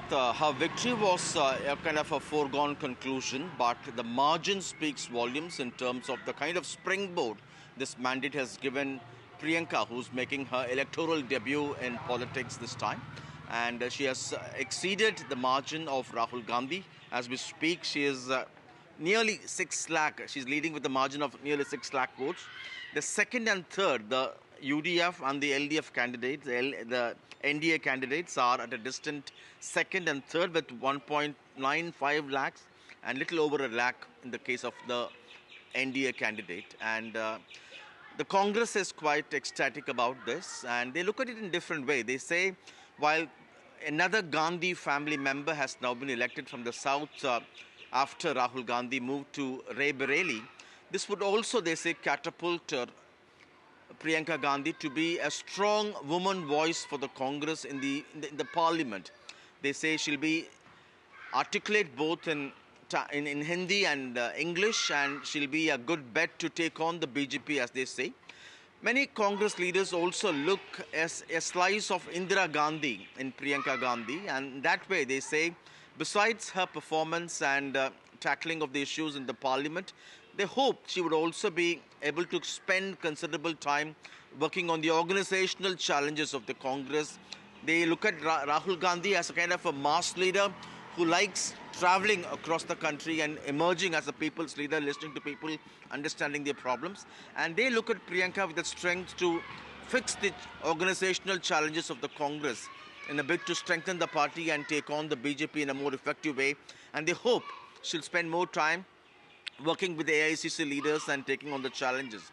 But as an MP of Wayanad, the larger challenge could be also to spend enough quality time as an MP in Wayanad, as the criticism against her during the campaign by both the BJP and the left was that she could be an outsider. She is an outsider, she could continue to be an outsider, and she could abandon the constitution. So she has to disprove that and live up to this mandate she has won. So that's a big challenge for her. But certainly for the Congress, which lost Maharashtra, here is something big to be happy about. Some solace for the Congress party, and more they are consolidating in South, whereas in North India and West India, now we are seeing a complete decimation of the Congress party. Gurpreet China also joins us. We'll talk about Punjab in just a short while. Gurpreet, just give me a moment. Let me introduce my guest. Sajjan Kumar is joining us at this moment. He's a political analyst. Mr. Brij Mohan Shrivastava, National General Secretary of the NCP. Ajit Pawar faction is also with us. Subhashini Yadav, spokesperson of the Congress party, is with us at this moment also. Thank you. Mayank ji is also with us at this moment, our in-house political expert. Mayank ji, the Congress party, like I said, more and more relegated just to the south of India. South or Wayanad? South. Also, right now Telangana and Karnataka is with them. They've won all the 3 bypolls in Karnataka. But the fact remains, if you look at and analyze the numbers like you have been doing, even in terms of the vote percentage, this is warning bells for the Congress party after Hindi heartland states in Maharashtra as well. Maharashtra, though the Congress has not been able to perform like they used to at one point of time in their dominance of the 80s, but even then, the Congress party had pockets of massive influence. They have been decimated in those pockets as well. And we have discussed this before, and not in the studio and outside of it. Case of misplaced priority, and we have discussed this. Congress party gave everything in Wayanad and left everything else. See, in Jharkhand, all big leaders of Congress put together held 11 rallies. And I think they held very few rallies in Maharashtra also. Yes. And we had discussed this. See, what is Congress's priority? See, Maharashtra is one state where Congress has always been very strong. Even till late as 2024 Lok Sabha election, they had 16% vote share, despite contesting fewer number of seats. But now they are reduced to just 10% vote. Just 10%, which is less than all 5 major parties. Less than BJP, less than both the factions of NCP. So of the 6 major parties, Congress has number 6 share right now. Yeah, in terms of vote share. Even though Congress contested more than 100 seats. So this is stunning reversal for stunning rejection of the Congress. Would you attribute that largely to the way the performance of the Mahavikas Aghadi has been, the Congress party not being... Congress has pulled everybody down. Congress has let its allies down. Maharashtra is rejection of Congress. It has never happened before.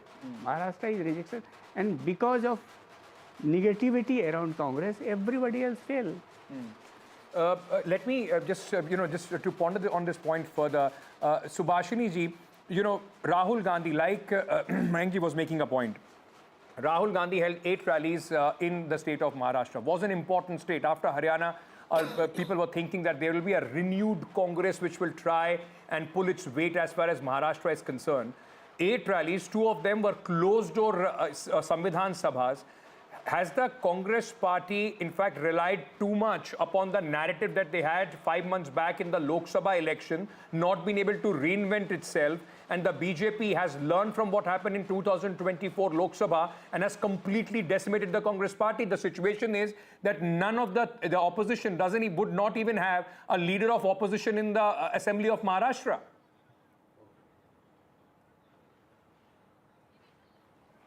Certainly, we are a bit disappointed with the results which has come out in Maharashtra. This is not we were expecting. Why? Because as you just mentioned, there were a lot of rallies, programs, and I myself was there during the Samvidhan Sammelans. I am one of the organizers for them. We got the support of the people. And it was a narrative set by BJP that they will be changing the constitution. And their leaders used to say during the general election, and they themselves took this back, and they took their Nara back, Ab ki baar 400 par. It was the reason why, because there was a threat to constitution. Our leader, Rahul Gandhi ji, is adamant to safeguard the constitution, and he has taken this promise that whether his life is there or not, but he will be protecting the constitution. It's not about how it has worked amongst the people in Maharashtra or anywhere else. It's about when we were on the ground, people supported us. They were organic people who attended our programs. We did not manage anything like how we saw few days ago. The people of Maharashtra, BJP Maharashtra leaders were distributing money. So we were not managing things. We were fighting on the ground. Now, whatever the results have come, with due respect, we accept this and we are disappointed.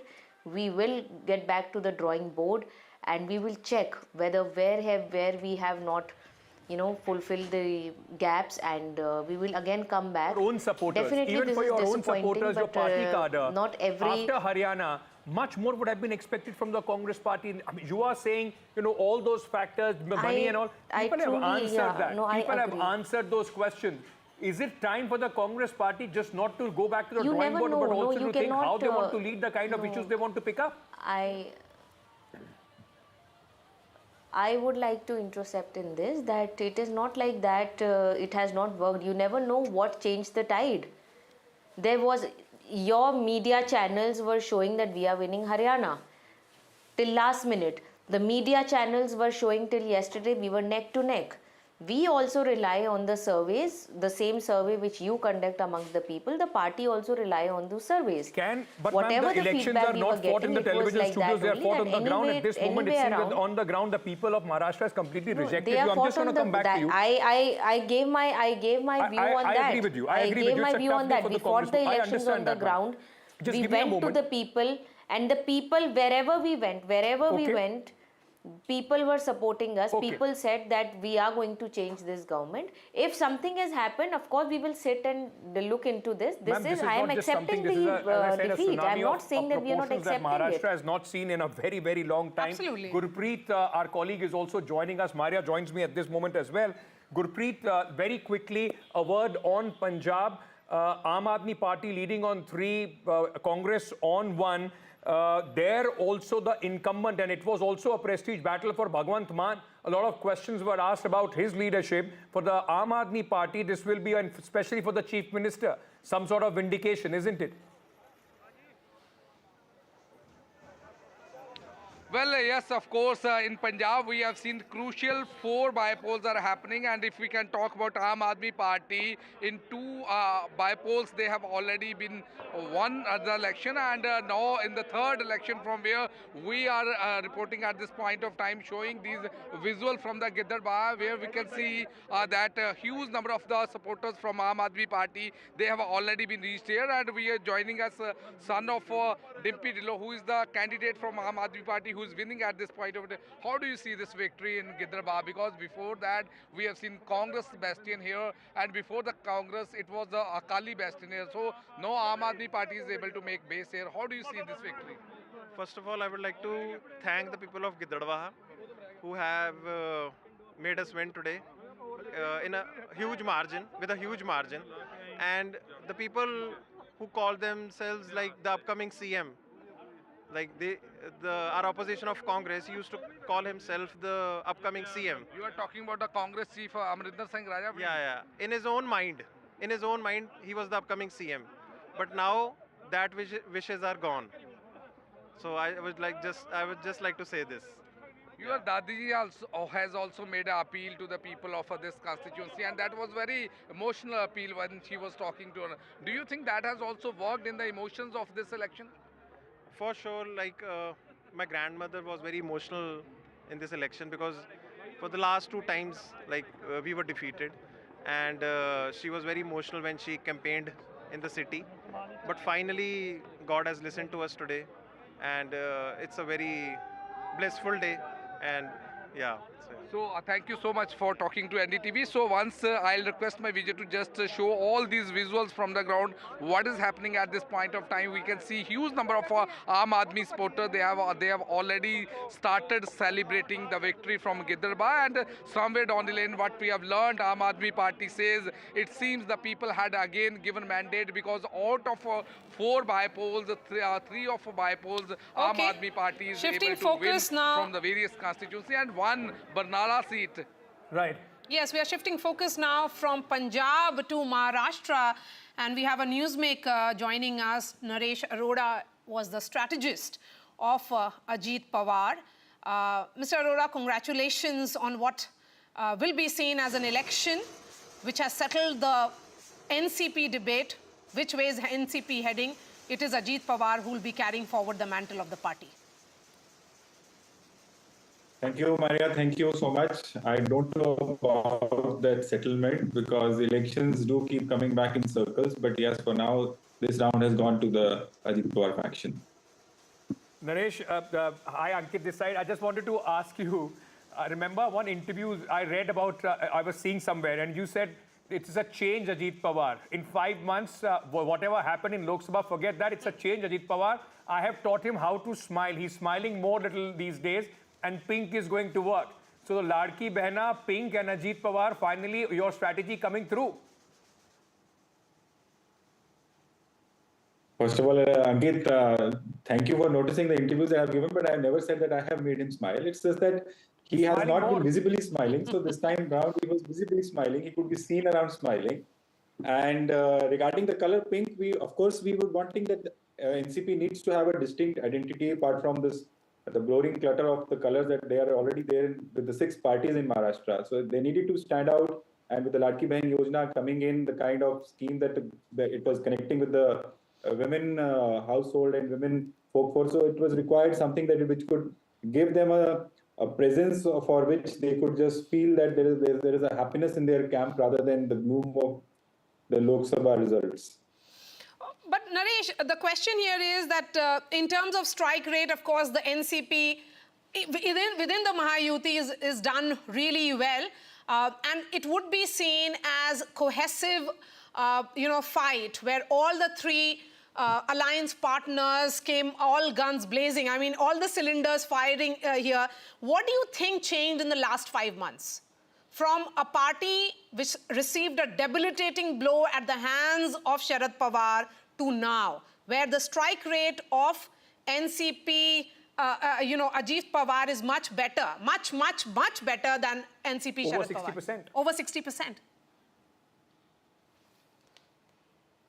Yeah, of course, Maria, they are going to be nearing 70%. There are a couple of seats which we are on very tight trail at the moment, but I think they'll also come through. So we'll be touching some 40 seats.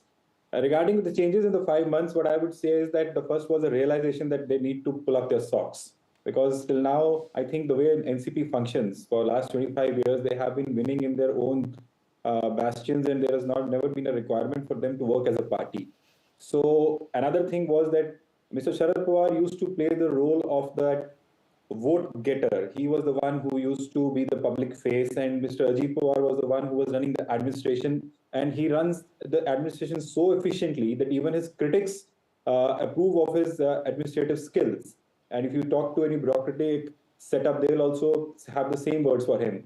So Mr. Ajit Pawar was to realize that his role has changed now. He needs to function as a party president and not just as a deputy chief minister. He enjoys the role of being an administrator very much, but he had to come out of his comfort zone, which he did. And another thing which people have not been knowing about it, that Mr. Ajit Pawar is a very hardworking politician who gets up at 5 o'clock, starts meeting people at 6 o'clock, but has never been doing it in a way that people would be seeing it that, okay, fine, this is one mass leader. So once he realized that there is a change of role required, and he came into his own, the Jan Saman Yatra, the adoring of the pink color, and of course the big smile, which is now, again, I think the bigger one has been pasted on his face today after the results. But these all things work together, and then there was the concentrated approach towards the number of seats to contest, because generally the jostling and the tug of war amongst the alliance partners always that who will get more seats to contest. So my role here was the first thing that they should be contesting the seats which are in winning distance where we have a winning shot, because the numbers today are going to matter, not the numbers on the day the tickets were announced. Once that was clear, then the candidates were worked upon, the right candidate selection happened. He did give in to, he had to give up, in fact, sorry, I should say that he gave up a couple of candidates with whom he had emotions attached, because he could see that they might not be able to make through. Right. So some tough decisions on the course, hard work which he showed on the ground, and it motivated his candidates as well, because when the Lok Sabha results were out, I remember my conversations with the MLAs that how were they feeling at that point in time.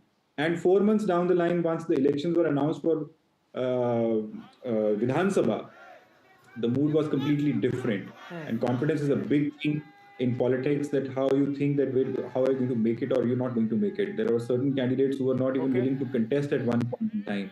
And now today they are winning by 28 or 30,000 votes. So this is the kind of confidence that came back. The party worked unitedly. The presence was felt. The campaign was, by all accounts, I would say, on a positive note. More or less, and of course, one major change factors from Lok Sabha coming together to Yes. make that kind of victory. But Naresh, very interestingly, like you were saying, how in 5 months, you've been able to bounce back, recreate the whole image and the way things were functioning. But can I ask you, because interestingly, you've worked at some point of time with the Congress party as well. Where did the Congress party and the opposition fail? Were they not able to answer the narratives that you and the Mahayuti was able to create? And was it them holding on to an old narrative? I mean, Constitution khatre mein hai, may have worked in the Lok Sabha, but how does it work in a state election? That narrative of caste census, it may have worked in the Lok Sabha, it did not work this time around. Or do you think their strategy was wrong from the word go? Or there was too much of confidence, I mean overconfidence as we keep talking about, or complacency? I should not be commenting on their strategy now that I'm not working with them, but because this question has been asked and I am on the opposite side, what I see is that they were complacent to start with. After the Lok Sabha, they thought it was a done deal. And based on that, I could see that in the last 5 months, the playground was left open for the youth players to have a field day.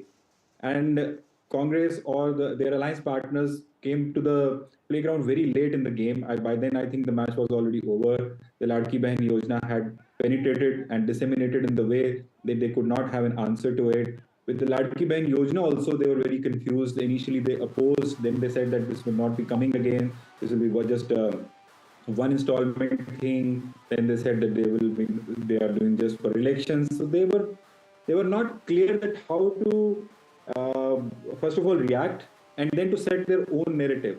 And by the time they decided to have their own narrative, there was just 20 or 18 or 20 days to polling, which is very little time for any narrative to come along.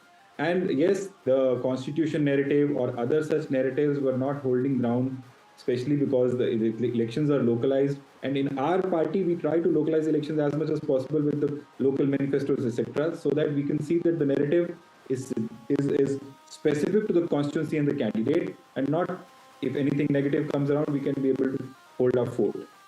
So are you giving, many are saying that one singular factor which dominated this election and is responsible for this kind of landslide for the Mahayuti is Ladki Bahin.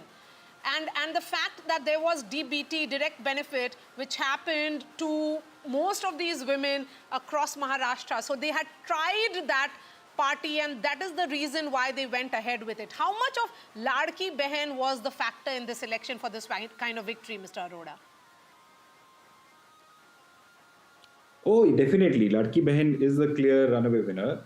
And I think if opposition, what they tried to do with Ladki Bahin was something they should have considered, that they have been implementing such kind of guarantees or schemes in their own states as well. So to criticize them, they should have thought about it twice. Because if the schemes are getting implemented and there are electoral benefits or political dividends that the party is reaping, they should have thought twice before criticizing it. First they said that it is going to be withdrawn, then they said this is buying of votes, then they said there are multiple installments not going to come in. And credit to Mr. Ajit Pawar and the UT partners that they were able to, I think, disburse 5 installments of it, which lent credibility that this scheme is there to stay, number one.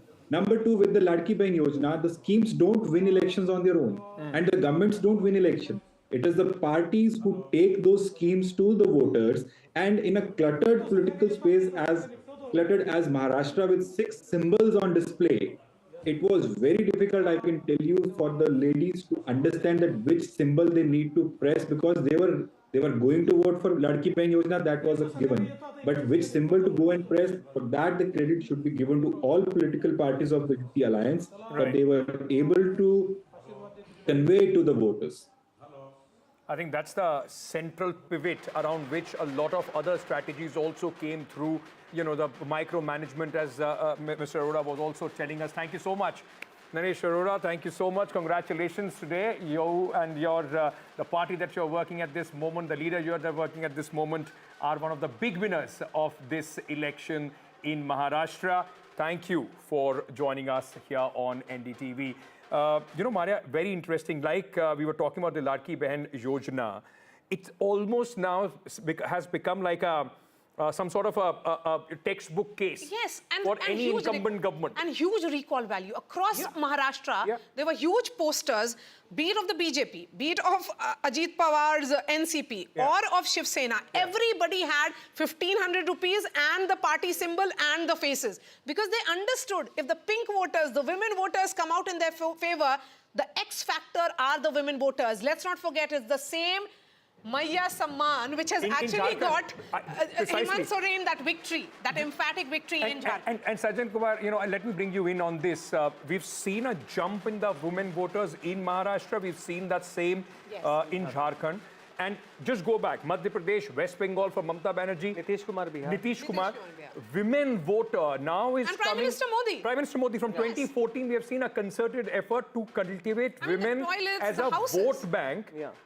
Which cuts across religion, which cuts across your caste arithmetic, which cuts across everything, which is paying dividends specifically for the incumbents. So if you see the shift, what happens that when we analyze it during the elections, we tend to treat voters as either community or as farmers, as women, as youth. What happens that voting is decided at the household level.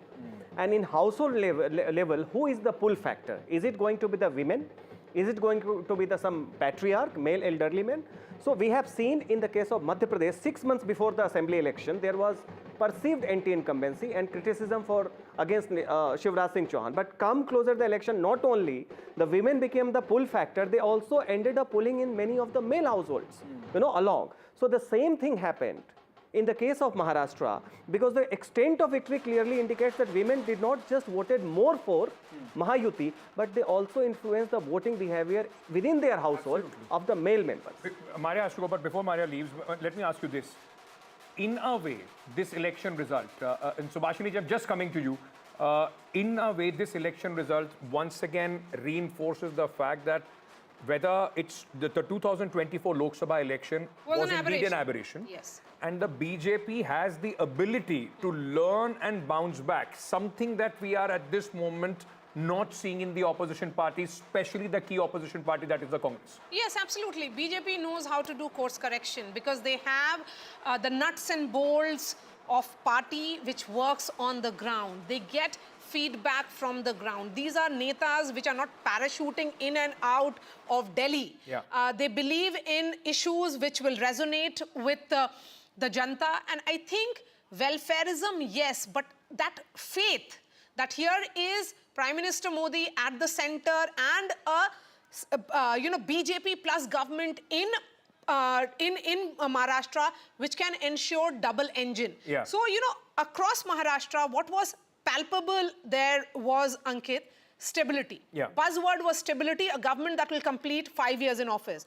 They had this faith that Prime Minister Modi's governance model will ensure that there is infrastructure projects in urban centers, and the concerns, be it of farmers, be it of women, and of various voting blocks are addressed. And what added was Eknath Shinde, almost like a pepper on this cherry on the cake, I would say, where he ensured that the Maratha constituency, because he himself was a Maratha, a Maratha addressed the concerns of the Maratha constituency and completely neutralized that entire talk of the Maratha agitation. The Marathi Manus that the Shiv Sena stood on, that pillar, has been completely taken off under the feet of Uddhav Thackeray, even in a Worli seat where there is a concentration of a large Marathi-speaking population. Aditya Thackeray is finding it very tough. I mean, last I checked, he was trailing by about 600 votes. I have to take a very quick break. Subhashini ji, I just need a moment from you. Once I come back from this break, okay, she's left.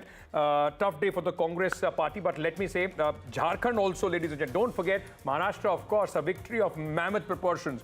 But in an 81-member assembly, Hemant Soren is making a comeback with 56 members at this moment. And that's also a huge victory. But that is also because of Hemant Soren and JMM, not as much as the Congress party. Sure, but so it also tells you the bigger narrative of 2024 as we end the last result day of 2024. Don't count the regional satraps out yet. It's not all done and dusted. Like after 2024 election, people started saying it's once again going back to the bipolarity. Congress will need to pull up its socks much more before we can once again have that kind of bipolarity in elections of India. Quick break. We are coming back. Stay tuned. Our coverage continues.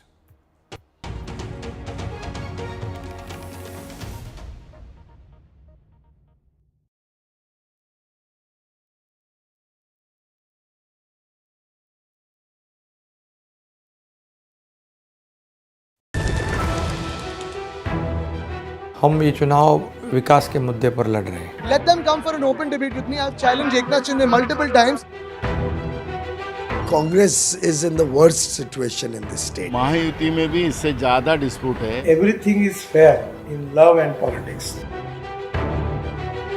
Vote देने वाले ही जिताने वाले हैं ना. So we worked on 4 options.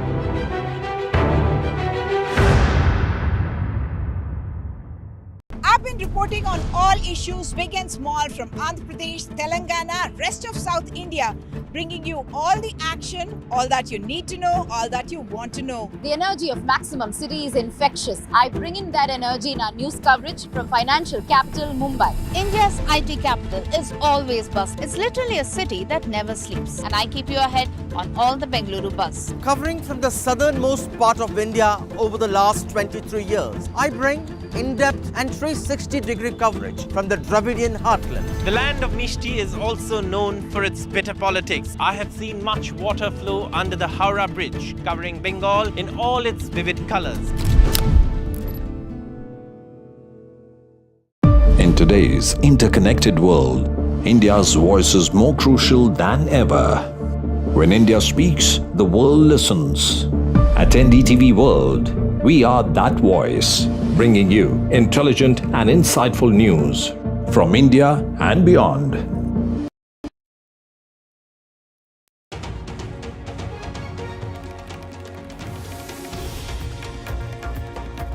Welcome back. The big result here on NDTV. 2 important state elections ending the election cycle of 2024, Maharashtra and Jharkhand, where Maharashtra and Jharkhand both have given a very clear, emphatic mandate, a tsunami for the Mahayuti in Maharashtra and a fantastic way for Hemant Soren in Jharkhand as well. 56 seats out of 81 assembly and 230 is where the Mahayuti is sitting. BJP clocking in their best ever performance in the state of Maharashtra.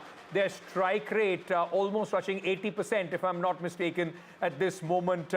Brijmohan Srivastava also joins us, National General Secretary of the NCP, Ajit Pawar. Mr. Srivastava, does this now settle the debate over the nephew and uncle tussle? Who has the real NCP?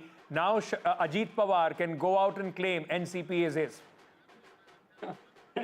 Actually, no need to claim now, because the Election Commission of India already recognized us as a Nationalist Congress party, headed by Ajit Pawar ji and headed by the working president Praful Patel sahab. So it's very loud and clear.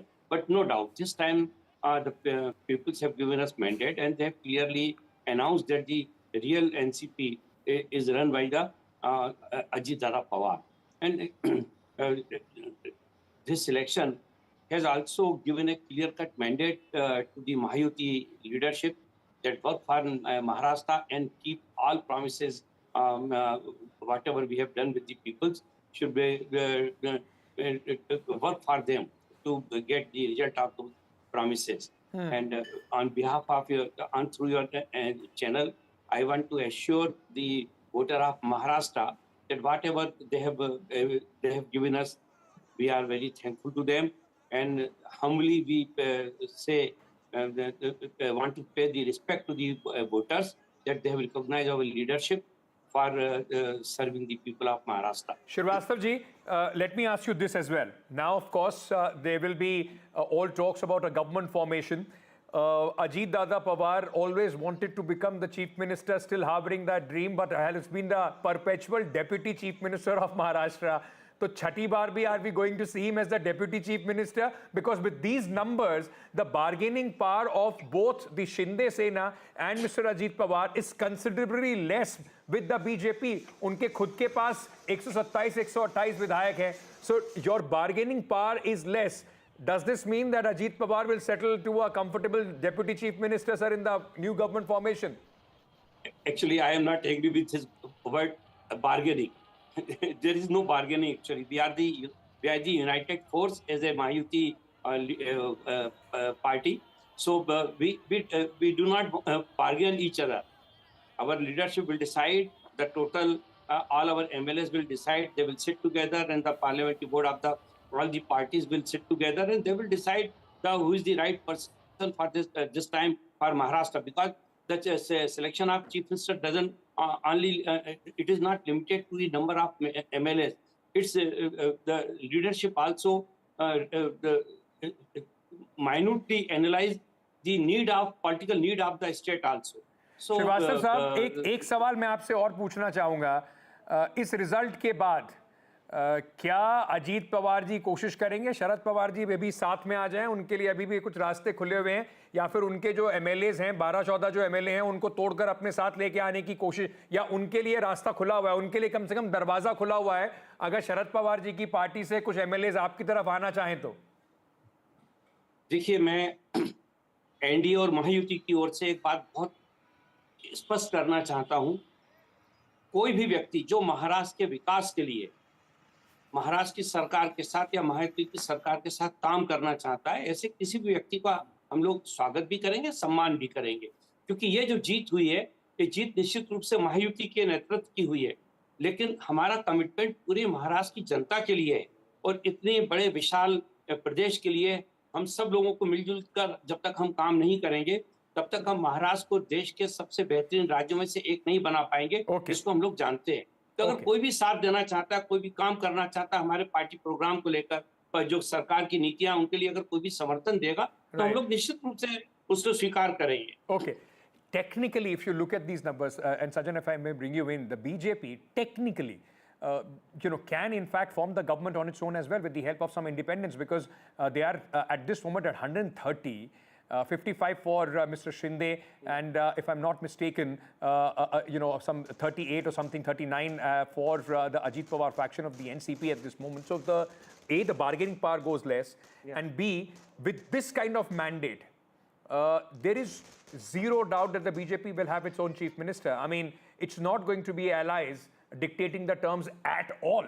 Not only that, in fact, it would be very difficult for Eknath Shinde to, insist that he should be the chief minister. He should continue as the chief minister because the kind of mandate BJP has got. Now see the permutation and combination just for the, hypothetically. Uddhav comes in, BJP forms the government minus Ajit Pawar, minus Shinde. Ajit Pawar just retains, comes with the BJP, BJP forms the government. BJP manages some independent and here and there pulls through, it forms the government. So that way BJP has. But the real question is, one, at this point of time, the kind of mandate is there, the kind of social ambience by Jarange Patil factors, Sharad Pawar factors, etc., though it has been decimated. But I think BJP would be quite careful at this moment to carry everyone along and try for some internal adjustment. despite the fact that they can go alone at this juncture. I'm sure. I mean, because the mandate is for the Mahayuti. Of course, the BJP is the biggest component of the Mahayuti. They have performed exceedingly well. Fought 149, have at this moment leading on 130. It's remarkable strike Remarkable, rate. but also do not forget that Ladki Bahan Yojana, if that is the X factor and game changer, then despite the lesser performance, Eknath Shinde has to be credited because he was the one, not only he was the one who insisted for its implementation, while the report goes that Ajit Pawar was not very keen on that. Right. One factor is that, but let me also ask you this, larger ramifications or indications of this result, both Jharkhand and of course Maharashtra. Are we back nationally to the 2019 Lok Sabha position? The realization that 99 for the Congress party is only 99, it's not 199 or 272. And for the BJP, the 240 at this moment will at least be weighed over 272 of their own.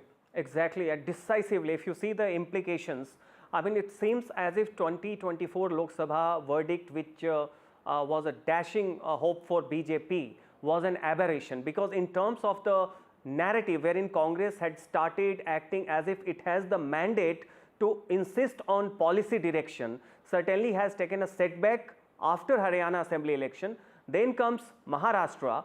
Certainly it is going to further kind of augment the policy direction which the BJP government at the center would like to have. It will also have its implications on the Nitish Kumar and Chandrababu Naidu, who would like to have a better pedestal in their respective home state, while at the center they would be giving free hand to the BJP government. Also, it will have the implication on all the leadership transition debate that was taking place as a subtext within the BJP. Right. So that way you see, I mean, from everything in terms of the policy direction, Congress is further demoralized, and I think that will be reflected in the parliament session that is about to begin. Right. And policy direction will go the BJP's way.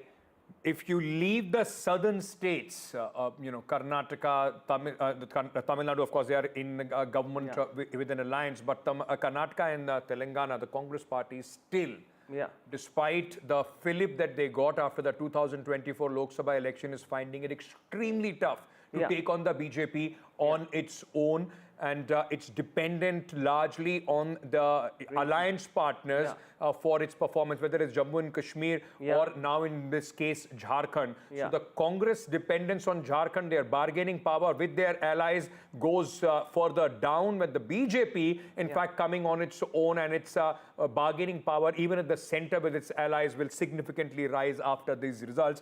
Let's very quickly also bring you some reports that our colleagues have sent from various bypolls. Interesting, because these bypolls are also sending out a message, ladies and gentlemen, in those particular states for the ruling alliances. In Punjab bypolls, 4 assembly constituencies, the Aam Aadmi Party is in fact leading on 3. And after the disastrous performance of the Aam Aadmi Party in the Lok Sabha elections, it was a very important election for Chief Minister Bhagwant Mann. In Giderba bypolls, we have seen it was one of the hot seats where there was 3-corner contest, and we have seen Aam Aadmi Party was able to win this seat from the Giderba, and it's the mandate from the people of Punjab to Aam Aadmi Party in Giderba constituency. We can see these visuals here that how this victory is being celebrated by the supporters of Dimpy Dhillon, Hardeep Singh Dhillon, who had contested election from Aam Aadmi Party. He was earlier contesting from Akali Dal, and here in Giderba we have seen high-stake battle was between Aam Aadmi Party, BJP and Congress also. From Congress we have seen that there was a high-stake battle which was going on there.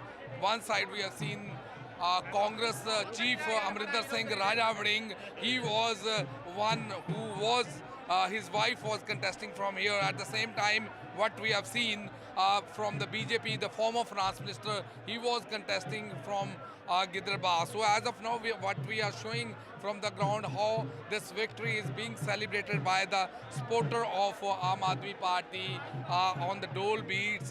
They are also celebrating this huge victory here in Giderba. So as of now, what we can understand, the party was able to maintain its own mandate in the people of Punjab. If we can talk about bypolls which are happening in the state of Punjab, and specifically from Gidarba, what we have seen, the Aam Aadmi Party is able to make a historic victory from this seat.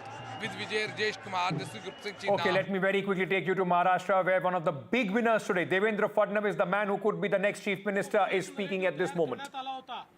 त्या fake नरेटिव्हच्या विरोधात लढणाऱ्या ज्या वेगवेगळ्या संघटना आहेत राष्ट्रीय विचारांच्या, त्या संघटनांचा विजय आहे.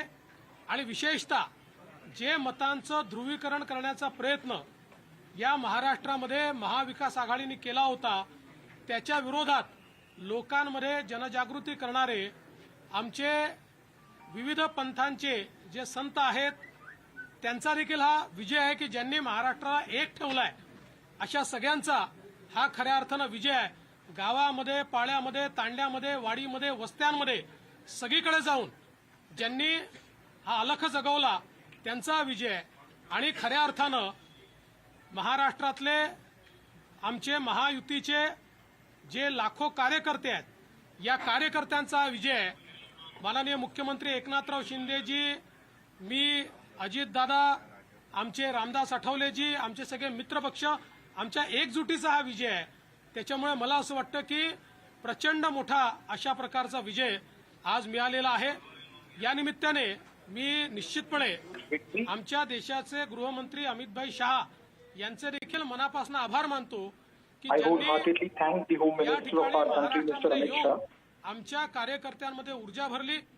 He was here to instill a lot of energy in all our volunteers. आमचे राजनाथ सिंग जी असतील, Nitin Gadkari ji Not just him, Rajnath Singh, Nitin Gadkari, all the national leaders अतिशय चांगल्या प्रकारे मार्गदर्शन केलं. helped us a lot throughout this process. या ठिकाणी आमच्या महाराष्ट्रामध्ये पियुषजी असतील, भूपेंद्रजी असतील, आमचे सगळे Especially in Maharashtra, Mr. Bhupendra, Piyush, Goyal sir, all of them were very instrumental in getting all of the volunteers together and helping us win the election. आम्ही नतमस्तक आहोत. याच्यापेक्षा जास्त आज I bow down in front of my voters. अक्षरशः साष्टांग दंडवत महाराष्ट्राच्या जनतेला, ज्या महाराष्ट्राच्या जनतेने हे प्रेम दिलेलं आहे. आणि मला असं वाटतं की I bow down to the people of Maharashtra who have showered us with so much of love. त्या प्रचाराला महाराष्ट्राच्या जनतेने आपल्या कृतीतून उत्तर दिलेलं आहे. आणि म्हणून अशा जनतेने We tried to run a lot of negative campaigning, but the people of Maharashtra gave an answer to them through their actions, through the ballot paper. की आम्ही आधुनिक अभिमन्यू आहोत, आम्ही चक्रव्यूह तोडून दाखवू. तो चक्रव्यूह तुटलेला आहे. आणि They tried to put in a Chakravyuh for us, but we are the modern Abhimanyu. We know how to break the Chakravyuh.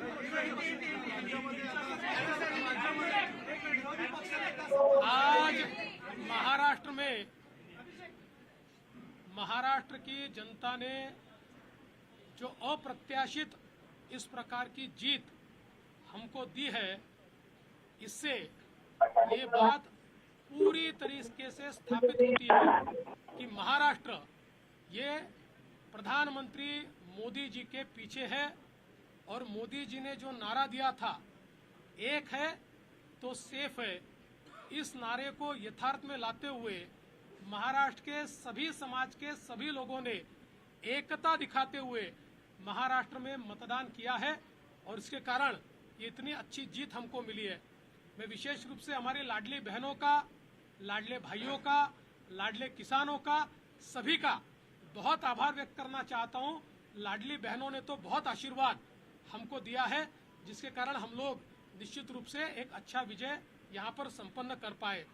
इसके साथ साथ लोकसभा में जिस फेक नैरेटिव को तैयार किया गया था और यहाँ पर जिन ताकतों ने अराजकता के माध्यम से फेक नैरेटिव को परकोलेट किया था, उनके खिलाफ लड़ने वाली सारी जो राष्ट्रीय ताकतें थी, जो राष्ट्रवादी विचारों की जितनी हमारी ताकतें थी, वो सारी ताकतों ने मैदान में उतरकर उस फेक नैरेटिव को समाप्त कर दिया. इसलिए उन सभी संगठनों का भी मैं आभार व्यक्त करता हूं जिन्होंने ये करके दिखाया. साथ साथ महाराष्ट्र में जो पोलराइजेशन का प्रयास किया गया था और किसी जाति विशेष, धर्म विशेष को, एक धर्म विशेष को पोलराइज करने का जो प्रयास किया गया था, मुझे लगता है वो प्रयास सफल नहीं हुआ. क्योंकि महाराष्ट्र में एक बहुत बड़ी परंपरा है, संतों की परंपरा है। इस परंपरा का निर्वाह करने वाले अलग अलग पंथों के जो हमारे सारे साधु संत हैं, उनका भी आशीर्वाद हमको मिला, जिन्होंने बिल्कुल गांव-गांव तक जाकर अलख जगाया और एक रहने का संदेश दिया, जिसके कारण मैं ऐसा मानता हूं कि एक बहुत अच्छा विजय हमको मिला है। विशेष रूप से हमारे मुख्यमंत्री एकनाथ शिंदे जी, उप मुख्यमंत्री अजित दादा पवार जी, रामदास अठौले जी और हमारे साथ की जितनी छोटी पार्टियां हैं, हम सब लोग एक साथ रहे, एक साथ मिलकर हमने ये काम किया। इसलिए मैं ऐसा मानता हूं कि इस एकता का ये विजय है। जो हमारी महायुति थी, अभेद्य इस प्रकार की महायुति थी, महायुति का ये विजय है, ऐसा मैं मानता हूं। और साथ साथ मैं हमारे प्रधानमंत्री जी का तो आभार व्यक्त करता हूं, उनके कारण ही हमको ये जीत मिली है। लेकिन हमारे देश के गृह मंत्री श्री अमित शाह जी, जिन्होंने महाराष्ट्र में आकर कार्यकर्ताओं में एक ऊर्जा का संचार किया, मैं उनका भी आभार व्यक्त करता हूं। हमारे राष्ट्रीय नेतृत्व हमारे नड्डा जी है, हमारे राजनाथ जी है, हमारे नितिन गडकरी जी है, इनका भी आभार व्यक्त करता हूं। हमारे जो चुनाव के प्रभारी है, हमारे जो महाराष्ट्र से मंत्री है, इन सभी का मैं बहुत दिल से आभार व्यक्त करता हूं कि पूरी पार्टी ताकत से हमारे साथ खड़ी हुई। और सबसे महत्व की बात है, हमारे नेताओं ने, हमारी पार्टी ने केवल बीजेपी की सीटों पर काम नहीं किया, हमारी पार्टी ने सारे के सारे महाराष्ट्र के जितने 288 सीटें थी, हमारे दोस्तों की सीटों पर भी काम किया।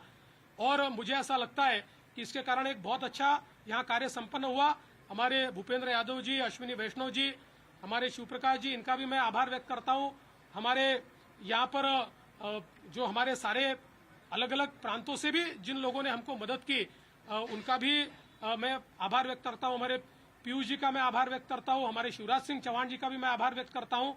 मुझे ऐसा लगता है कि एक प्रकार से सामूहिक रूप से हम लोग जब उतरे, तो ये सामूहिक ताकत एक ऐसी ताकत बनी जिसने दिखा दिया कि महाराष्ट्र ये मोदी जी के ही साथ है।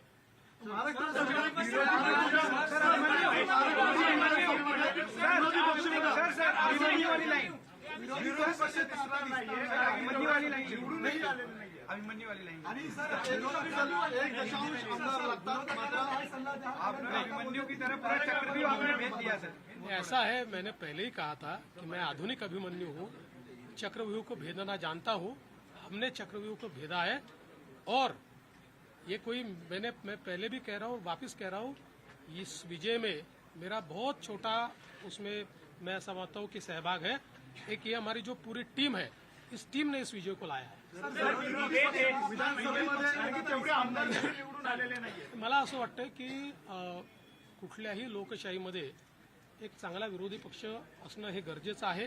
त्यामुळे जे काही विरोधी पक्षाचे लोक निवडून आलेले आहेत त्यांचा आम्ही सन्मान करू। त्यांचा आवाज छोटा असो की मोठा असो, ते ज्या योग्य गोष्टी सांगतील त्या योग्य गोष्टींवर आम्ही त्यांना प्रतिसाद देऊ। पहले मराठी हो जानो फिर ईव्हीएम वापर फोडताय, हिंमत असेल तर बॅलेट पेपरवर निवडणुका घ्या आता असं विरोधक म्हणतात, काय सांगाल? आम्हाला ते माहितीच होतं, जर झारखंडमध्ये झारखंड मुक्ती मोर्चा जिंकला तर तिथलं ईव्हीएम टॅम्पर प्रूफ परफेक्ट, एकदम जनमताचा कौल, लोकशाहीचा विजय। आणि महाराष्ट्रामध्ये हे धाराशाही झाल्याबरोबर लोकशाही खतऱ्यात आलेली आहे, ईव्हीएम प्रॉब्लेममध्ये आहे, ईव्हीएम टॅम्पर झालेला आहे।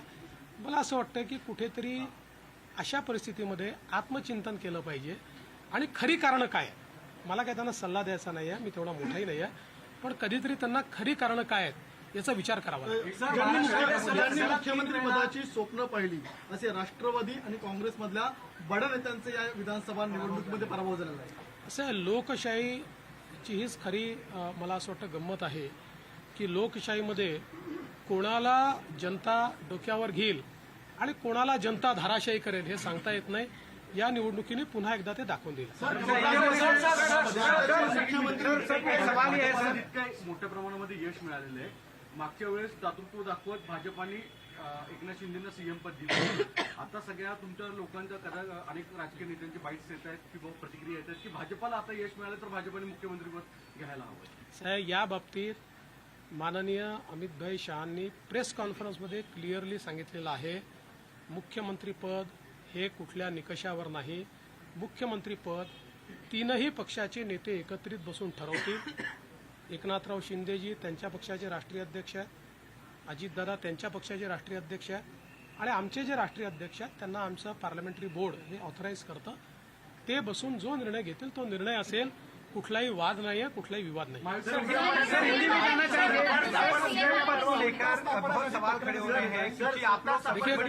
सीएम पद क्या बीजेपी के खाते में? सीएम पद के ऊपर कोई भी विवाद यहाँ नहीं होने वाला, क्योंकि पहले दिन से ये तय है कि चुनाव जब संपन्न होगा तो चुनाव के बाद तीनों पार्टियां मिलकर इसको तय करेगी. हमारे नेता आदरणीय होम मिनिस्टर साहब ने प्रेस कॉन्फ्रेंस में ये बहुत स्पष्ट शब्दों में बताया है कि चुनाव के बाद तीनों पार्टियां बैठेगी और इसका निर्णय करेगी. अभी मैं ऐसा मानता हूं कि हमारे एकनाथ शिंदे जी उनके पार्टी के अध्यक्ष है, अजित पवार जी उनके पार्टी के अध्यक्ष है और साथ में हमारे पार्टी के जो राष्ट्रीय अध्यक्ष है उनको हमारा पार्लियामेंट्री बोर्ड ऑथराइज करता है. तो ये लोग बैठकर एक उचित निर्णय करेंगे. हमारे वरिष्ठ नेताओं से बातचीत करेंगे, हमारे पार्लियामेंट्री बोर्ड से बातचीत करेंगे. जो निर्णय होगा वो सबको मान्य होगा, इसमें कोई विवाद नहीं.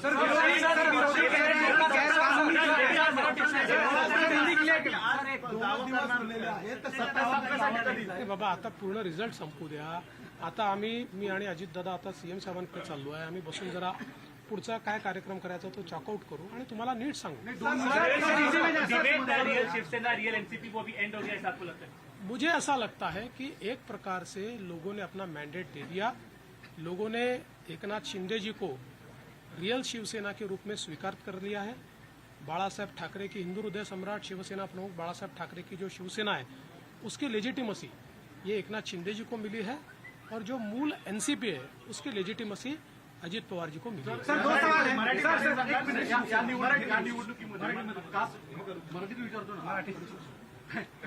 या निवडणुकीमध्ये पोलरायझेशन करण्याचा प्रयत्न महाविकास आघाडीकडनं आवर्जून केला गेला, विशेषतः मराठवाड्यामध्ये आणि विदर्भामध्ये पण वेगवेगळ्या ठिकाणी अशा स्वरूपाचा प्रचार केला गेला. तरी देखील विदर्भ आणि मराठवाडा याच्यामध्ये प्रचंड भाजपला यश मिळताना दिसतंय. याचं प्रमुख अॅनालिसिस आहे. मला असं वाटतं की जेव्हा वारंवार तुम्ही एका व्यक्तीला एका पक्षाला टार्गेट करता त्यावेळी तुम्ही जे टार्गेट करता त्यातली हवा पण निघून जाते आणि त्याची तीव्रताही कमी होते आणि लोकांना त्याचं सत्य समजतं. लोकांच्या मनात त्यानंतर एक प्रकारची सहानुभूती तयार होते. लोकांना लक्षात येतं की चुकीच्या पद्धतीनं टार्गेट केलं जात आहे. तसंच आम्हाला महाविकास आघाडीने ठरवून या ठिकाणी टार्गेट केलं. पण मला असं वाटतं की हळूहळू लोकांनी लक्षात आलं, कारण आमचा ट्रॅक रेकॉर्ड चांगला आहे. आम्ही नेहमी पॉझिटिव्ह काम केलेलं आहे. त्यामुळे आमचा ट्रॅक रेकॉर्ड पाहून लोकांनी या ठिकाणी मतदान केलं आहे.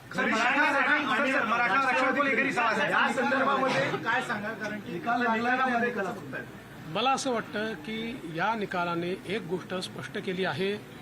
हिंदू हृदय सम्राट शिवसेना प्रमुख बाळासाहेब ठाकरे यांची शिवसेना ही एकनाथराव शिंदेजींची शिवसेना आहे किंवा एकनाथराव शिंदेजी ज्या शिवसेनेचे प्रमुख आहेत तीच शिवसेना ही आता या ठिकाणी हिंदू हृदय सम्राट शिवसेना प्रमुख बाळासाहेब ठाकरेंची आहे. त्याची लेजिटिमसी जी आहे ती आता एकनाथराव शिंदेजींकडे आलेली आहे आणि तशीच राष्ट्रवादी काँग्रेसची लेजिटिमसी जनतेनं अजितदादा पवारांना दिलेली आहे.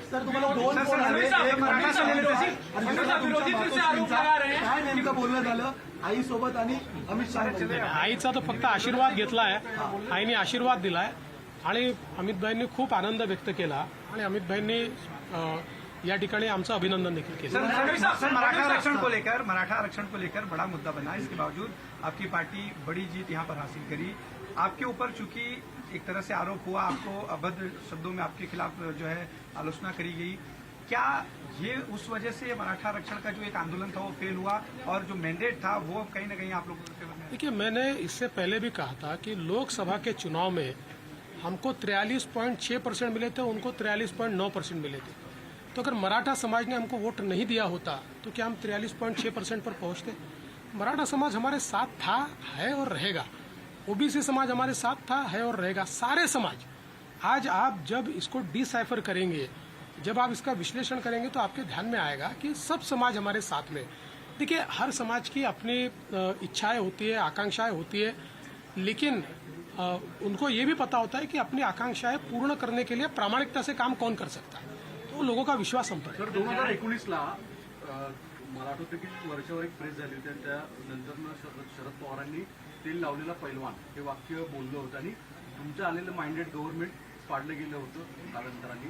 त्याचा बदला घेतलाय का आता? तेल लावलेला पैलवान कुठलाही बदला मी घेतलेला नाही. राजकारणामध्ये जनता ठरवते कोण जिंकेल कोण हरेल. कधी कधी एखाद्या गोष्टीचा नापसंती ही जनता कळवते. त्यामुळे यातनं जनतेने कदाचित नापसंती कळवली असेल आणि आमच्या बाबतीत पसंती कळवली असेल. मला असं वाटतं की याला वेगळ्या पद्धतीनं पाहण्याचं कारण नाही. आणि नंबर्स काय आहे याच्या आधारावर मी विरोधी पक्षाचं मूल्यमापन करणार. सर एक सवाल आहे की चर्चा सुरू झालेली आहे. महाराष्ट्र चाणक्य म्हणून शरद पवारांचा उल्लेख वारंवार केला जायचा. आता महाराष्ट्र चाणक्य बदलला आहे. बदलला असेल तर मला माहीत नाही. फक्त मी एवढंच सांगू शकतो की मी तरी चाणक्य वगैरे काही नाही. मी भारतीय जनता पक्षाचा साधा कार्यकर्ता आहे.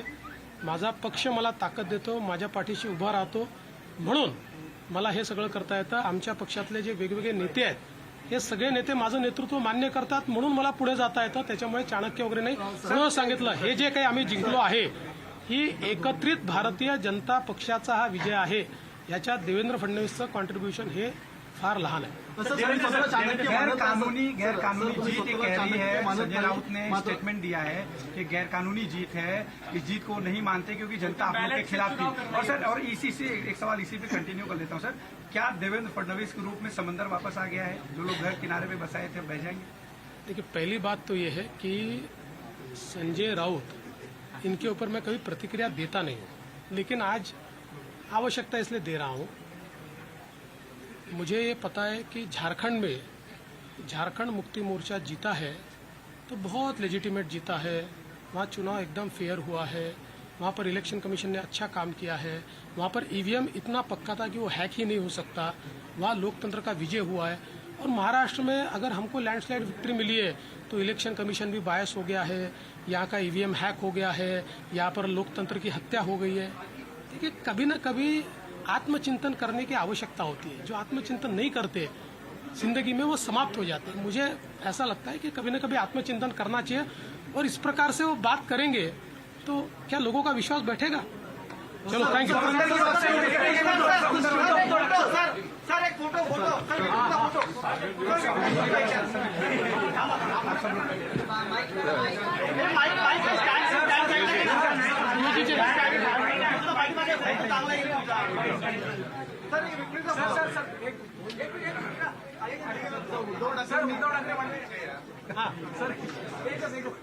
सर